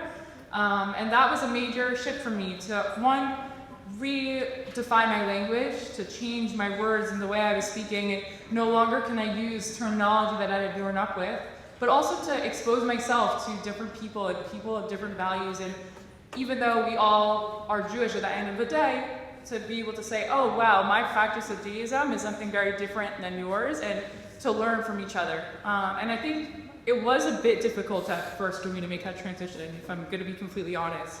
I hadn't ever been exposed to it before, and I also felt very defensive about my position. I felt like since I was the only person or one of the only people in my program that were observing Shabbat, and everyone around me was going out and doing things, and there was almost a sense of defensiveness on my part and a defensiveness on their part too, and there was this very tense tension that was very much so felt throughout. In the sense of okay, so why, they felt that I was judging them, and I felt that they were judging me, right? They're feeling oh, I was up on this religious background, and I keep Shabbat, and all of a sudden I'm saying I'm not going to go out with them on Friday night, and they feel like that's judgment against them for them choosing to do that. And then I felt like a judgment against me for my own practice and values. And so to reconcile that, I think one of the amazing things about being on a campus like Tel Aviv University is that you get to have the opportunity to reconcile that. It's no longer that you just walk down the street looking religious or looking secular, and then people make those snap judgments of you about, oh, they think this way about me, or I think that way about them. It's now there's opportunity for dialogue, and I think this event is one of the key examples of that. But in general, JLIC on campus and the Jewish life that we worked really, really hard and worked many, many hours on creating and developing and still growing here, has really stemmed from this idea of, wow, let's create open forum for us to be able to discuss our values, to discuss our different backgrounds, and really get to internalize this message of, okay, so I grew up in a very insular community that maybe I didn't realize how insular it was growing up, but now I can have the opportunity to speak to someone else from a totally different background in a Jewish community across the world, and to be able to relate my experiences to them. And I think that element that Tel Aviv University, the largest Jewish university in the world, this is my classic pitch line to everyone I speak to.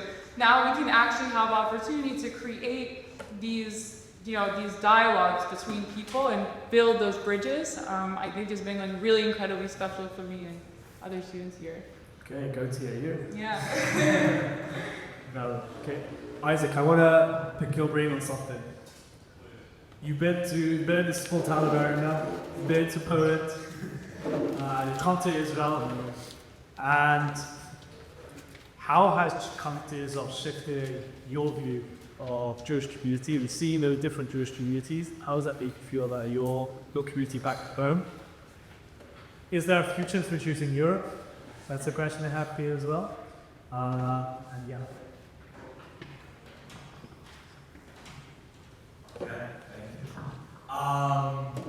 I think the thing I'll say about coming to Israel is, I think coming to Israel just demonstrates that every Jewish community is different from wherever you are. I think a lot of American Jews, or if I could go as far, I'm not from South Africa or Australia or wherever y'all are from, but also like diaspora Jews in general, they're always you go to Israel and you'll feel like you're at home and you'll fit right in and everything, and it's just not true, just to be honest. Israeli Jews are very different than American Jews, are very different from South African Jews, are very different from Russian Jews, right? That's just the truth. And I don't think that's a bad thing. I just think it's something that everybody should know and that we should celebrate. I think it makes us special that we're all hold these core values, but also have our unique aspects. So I think that's very cool, and that's important to celebrate what binds us and what makes us different. And that's what I'll say about Israel. And about Europe, I think Poland is an interesting place today, Jewishly. Just to throw some brief history at you. After the Holocaust, there were 300,000 Polish Jews left. Of those 300,000, 15,000 decided to stay in Poland. Of those 15,000, more and more left or stopped being Jewish because the communists didn't like Jews either. That's just what happened. And then in the 90s, when the communists got out of Poland, the new government was friendly to Jews again, and they let Jews be Jews. And what you saw these people who endured 50, 60 years of oppression, all of a sudden be able to poke their heads out again and say that I'm Jewish. And this is continued from the 90s, and when the Jewish Community Center in Krakow was founded, it started with I think 100 members, and then today it boasts over 1,000 members. And many of these members are people who didn't know they were Jewish, lived their whole lives not knowing they're Jewish, and how they reconnected was they found some document in their attic that was in Hebrew, or their mom had some book on the bookshelf that was in Hebrew, and they were confused about it, and they could have just not asked and decided that, oh, this is weird, I don't want to ask questions because it's something I don't want to get into. But a lot of people, over 1,000 people, decided that they're going to ask a question, they're going to get more involved, they're going to connect, and they're going to walk into the Jewish Community Center in Krakow's door to figure out what it means to be Jewish. And I think that's a really powerful thing that, today, despite all of the anti-Semitism and all of the troubles and just the chaos of the world, that people will take that step to connect to something that they have no idea about just because they found some book in their mom's attic, So I think that's something very interesting and powerful to remember, that in a time where everybody's looking for meaning, in a world where it seems so chaotic, I think it's important for Judaism to be something that's attractive for people to want to invest their time into and even change their life for. So that's what I'll say. Okay, perfect. What I think I've heard from everyone, or at least see from everyone, is that we're all deeply rooted in Israel. Now the question becomes, what about that Jewish community or a Jewish community outside of Israel that isn't so deeply rooted in Israel, number one. And number two is the growing anti-Zionist Jewish community. I just heard Rabbi Amiel Hirsch, he's a Reform rabbi, and he quoted a statistic saying that between 19 to 24-year-olds, 40% of them are no longer Zionist or so critical of the state of Israel that their Zionism is actually doesn't mean anything. Some of you might have interacted with the anti-Zionist community outside of Israel, and I want you to think about and ask you, are we heading into two different Jewish communities? There used to be the Pharisees and the Sadducees, the Prushim and the Tzdukim. Many times throughout Jewish history there have been different Jewish groups, and some of them have faded throughout history. Are we headed in the same direction? Is there going to be a Zionist or rooted in the land of Israel camp, and one which is not? If you guys want to answer that, would be perfect. Isaac. I'll just go because I'm warmed up now from that last question, you know? I'll say no. I think if October 7th and the aftermath demonstrated anything, it's that like Jews are very much tied together, whether they want to be or not, because this thing that happened in Israel affected Jews all over, and even the anti-Zionist Jews. I think it's important to realize that, you know, they're still Jewish enough to know that they're Jewish and that they're coming to these protests for some reason. Like, it's just something that they're even there. Maybe they're on the wrong side of the protest, but, you know, they're there, so they're struggling with something.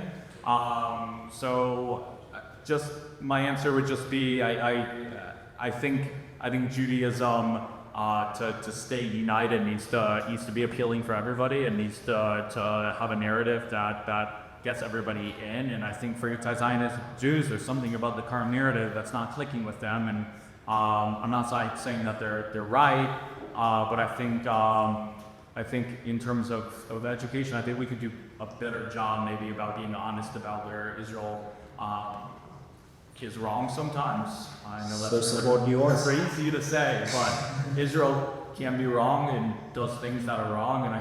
And from my experience, the anti-Zionists I know, a lot of them were people who grew up in very Zionist organizations, and then all of a sudden read some book that destroyed their worldview, and they held a lot of resentment because they were lied to their whole lives about this perfect place called Israel. And I think if we do a little bit of a better job, some nuance, and a little bit more room for conversation, we can, stay as one community. Okay. Does anyone disagree with Isaac? Isaac seems pretty open to the idea of staying as one. Does anyone think there's a red line and you cross that red line and you're out? Is that possible?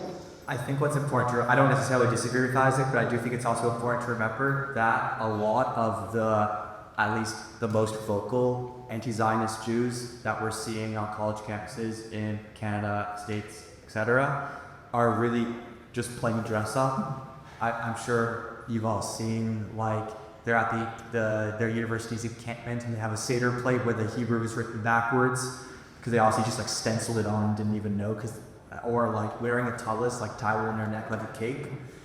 These are Jews screaming please tokenize me because I hate Israel and not my name and all that stuff. But, they're really playing it up so that they can be accepted and march alongside anti-Semites. So I think that's important to remember also. But of course, yeah, they're Jews. But we've also always had throughout history, like any minority group, a very small group that goes against the feeling of the collective. So as much as we should look at them and wonder, well, why is that happening? Maybe in the case of some of them, it's because, like Isaac said, they grew up in the Zionist community and then suddenly their worldview was shattered. But it's also important to not, I think, amplify it too much, because I think, again, throughout history, there's going to be a group that goes against that collective feeling, and those will probably be the ones that we lose, unfortunately, because as the trends show, like I touched on earlier, we're losing Jews who aren't connected to the Jewish community, and I think those are exemplary Jews like that, and likely, those will be the ones who don't marry Jewish, and then even if they raise their kids sort of Jewish, certainly their kids won't marry Jewish, certainly their grandkids or great-grandkids won't even know that they're Jewish, and then the generation after that, they'll be probably anti-Semites too. So I think I wouldn't amplify that group so much that decides to march on the other side of the protest. And I think they've sort of, at least most of them, I think they've sort of already abandoned their identity. So I guess I did disagree with Isaac, but that's okay. We disagree a lot. Yeah, I would just add equally. I think when we look at, Maturity cards, it was they're a Haredi set that don't believe in the existence of the state, and they actively go to protests, and they have for many, many years. actively going to protest against the state of Israel.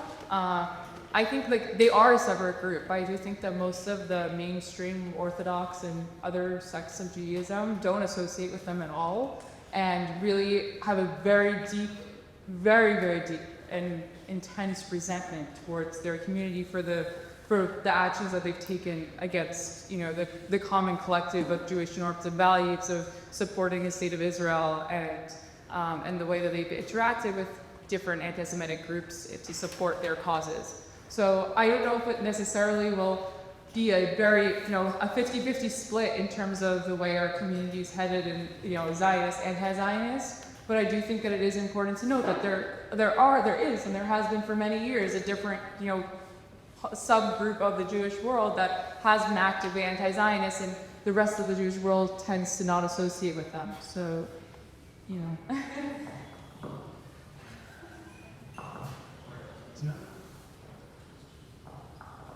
Just to add a little bit, I think the danger is toward that group, yeah, we all know that they're like just the signs of the marches and everything. I mean, they're the small minority of religious Jews, correct? And I think one sect of religious Jews being who they doing that is like not the end of the world, but I think that the bigger risk, honestly, is the secular Jews who aren't religious. They're way more susceptible to becoming anti-Zionist and just completely stopping the Jewish. And again, I think what's important is to figure out a way to make Judaism appealing to these secular people, not necessarily in terms of religion, just making it like cool again, you know? Like, I think in America, is in my experience, a lot of my friends in college who are Jewish, like they don't want to be thought of as Jewish because it's just not cool. It's like they're these victims who like aren't good at sports and whatever. Like why would I want to be Jewish? And I'm like, oh yeah, I hear you. That makes sense. And I get these anti-Zionist Jews, or these Jews who are intermarrying, whatever. It's because they're looking for meaning and they don't find their meaning in Judaism for whatever reason it is. And I think it's like incumbent upon us to figure out how to make Judaism appealing to everybody. Whether it's, you know, our cool history and yados we've won against, you know, the Greeks or whatever, or our food, or, you know, maybe, you know, something will be a multi-shuvani to Torah Judaism. I don't know what it is, but I think Judaism has a lot to offer to anybody from all walks of life, and I think finding that meaning for everybody is what's really critical. And that was inspiring. You need to become a rabbi. Okay, I want to save some time for questions, but Alicia, again, I'm going to tokenize you. But it's like we've just been talking about Zionism. Forget the army and forget those pieces, like the workforce. But in terms of Zionism, do you think that there's a change, or do you think that the Haredi world is open to some form of Zionism? How do you feel about it? I don't know, it really depends who. I myself, even though I grew up within a modern Orthodox background from my parents from Orthodox, and because I went to institutions that were ultra-Orthodox, I didn't really realize how much I wasn't part of, I wasn't that Zionist. Like, obviously I heard about Israel, and I heard about the Sabbath, etc. I insert because I was in yeshiva, but I wasn't part of the Kla in a way that is significant. And it was a certain experience in my life where that changed, and with that changed, I realized that until that point, I was lacking this connection. I really, it was auntie, but I reflected on it, and I realized that I wasn't really part of everyone else. I really didn't feel that connection, which I do much more today. And after I had that experience, I went back to yeshiva, and I told a few guys about what happened to me. Like, it was one event, it happened one day before, and I came to yeshiva, I was just there. And I remember speaking to a few of my friends and telling them about this experience. And then they were like, that's why you don't do X, Y, Z, because that experience might happen to us, and we're afraid of that. And first of all, that hurt me because it was just chabad for me to hear that people are afraid of becoming part of the klal. It's bizarre. On the other hand, I totally understand why they feel that way. That said, again, there are these, on periphery, there's always people that are becoming closer and closer to that identity.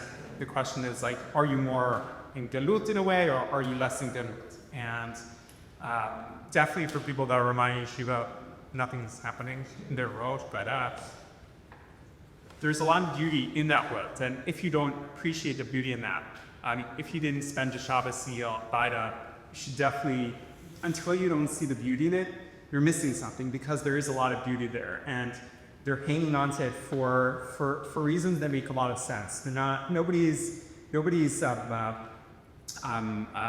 doing it on purpose or doing it in spite. There's just something very beautiful that they're trying to hold on to. And I totally get that. When you do change, you do lose that. In yeshiva, when you're yeshiva, there's a very rich and something in the atmosphere. And as you change the culture, that richness is lost. So I don't know how you. I heard you speak about the beauty of learning for one, the commitment to learning. And I don't think you can find a community quite like the Haredi community and their unparalleled focus for one goal, excellence in learning. I mean, even we're sitting in a university, I think it's hard put to fight, it'd be hard put to fight a student who works hard at a yeshiva for a serious yeshiva, but you'd be studying 12 to 14, 16 hours for those who are yeshivim, and they're committed to that one goal. That's something beautiful. Okay, we're going to take some questions now from the audience. If anyone has a question for our students, then we would love to take it. We think that there is a goal for each the individual community or freedom to make the society to enter people together, or is it enough to have maybe ambassadors of each community that they would come together with this, like here or Knesset, Persia side, and just have each community respect other communities where we have ritual sheep, trying to make those have as cute.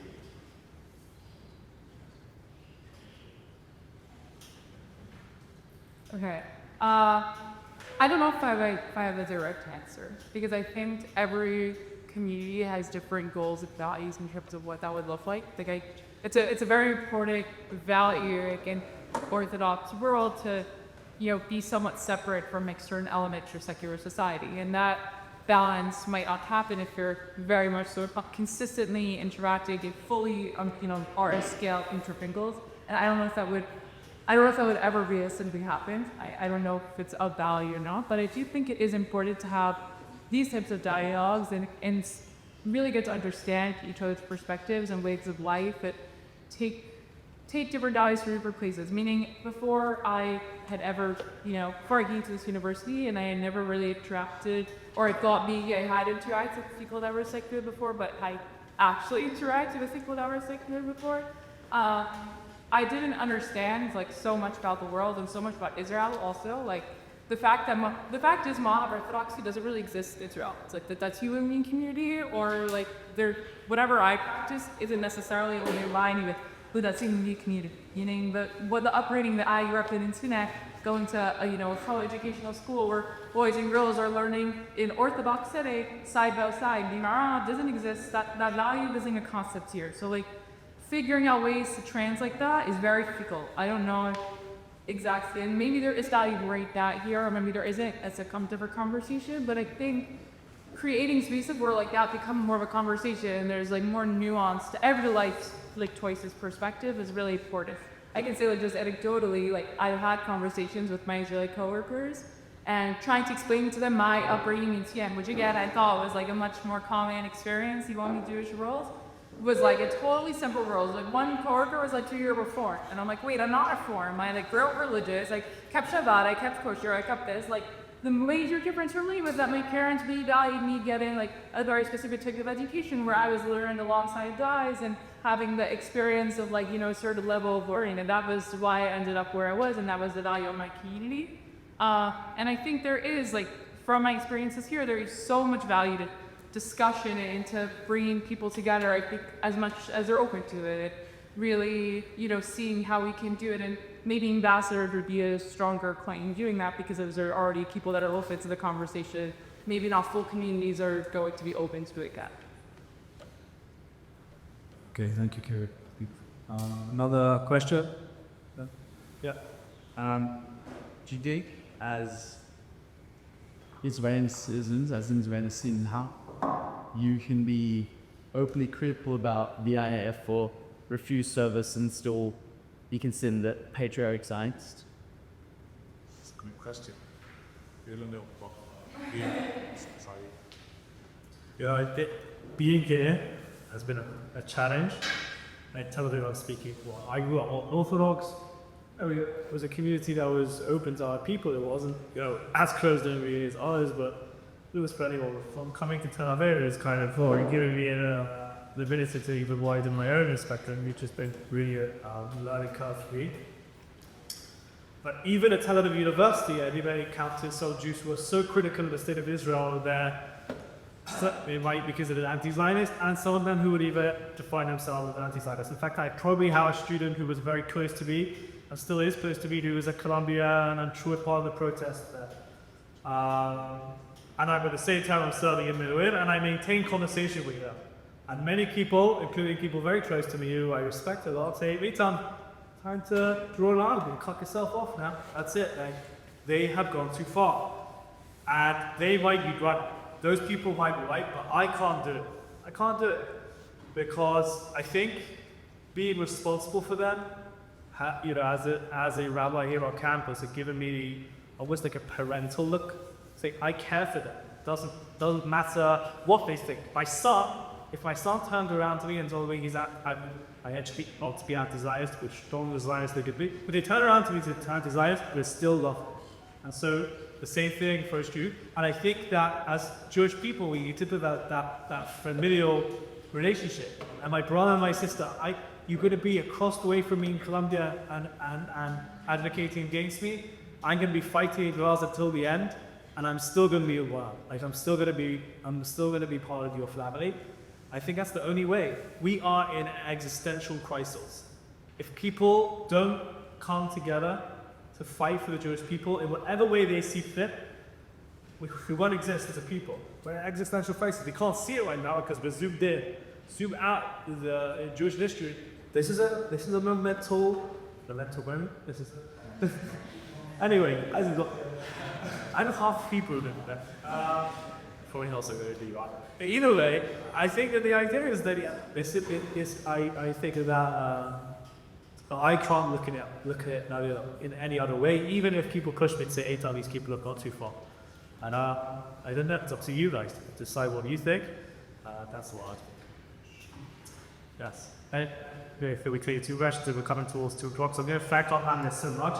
I will end with one thing, okay? And this is the impetus for today. This day was like a joke in my head. It's like a dream that I had. Like it just came to fruition. I was in so many days in Miluim, I said, how do we take this to Israel and wider society? It can't be that just in a tank. That's where you have Jewish unity. It has to be outside. And slowly, people start helping you. You start speaking about these themes. People say, yeah, I actually believe in that. I think it's true. And people help you here and want to come on. Will you be on a panel? Yeah, I'll do it. I'll get involved. And I think that you guys are the next leaders of the Jewish people. It's upon us. The work is, no one is going to take it for us anymore. The panelists before here, they're amazing and incredible educators, but we're the next generation. It's upon us. Our generation has done incredible things in this world. And it's our avodah, it's our work to do. We want to see change coming as a lead to these or being your communities in diaspora, whatever it is. We want to see change, make it happen, and I think it's possible. We're going to bring some people together, and they'll do it, Ricky.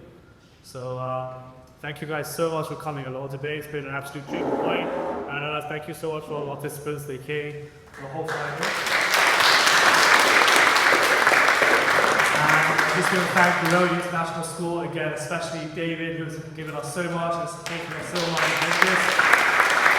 David, if possible, and Reet as well, who has been These are the people behind the scenes who have done so much to make the day possible. Alana, my wife, who's been absolutely incredible as well. That happen.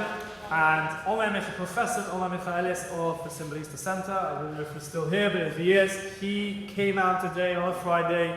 Didn't have to open up this place, which isn't always easy. We're working on it, but he's done that through us, and that's absolutely incredible as well. And most of all to you for participating, listening, and being patient to the end, and carrying out the just.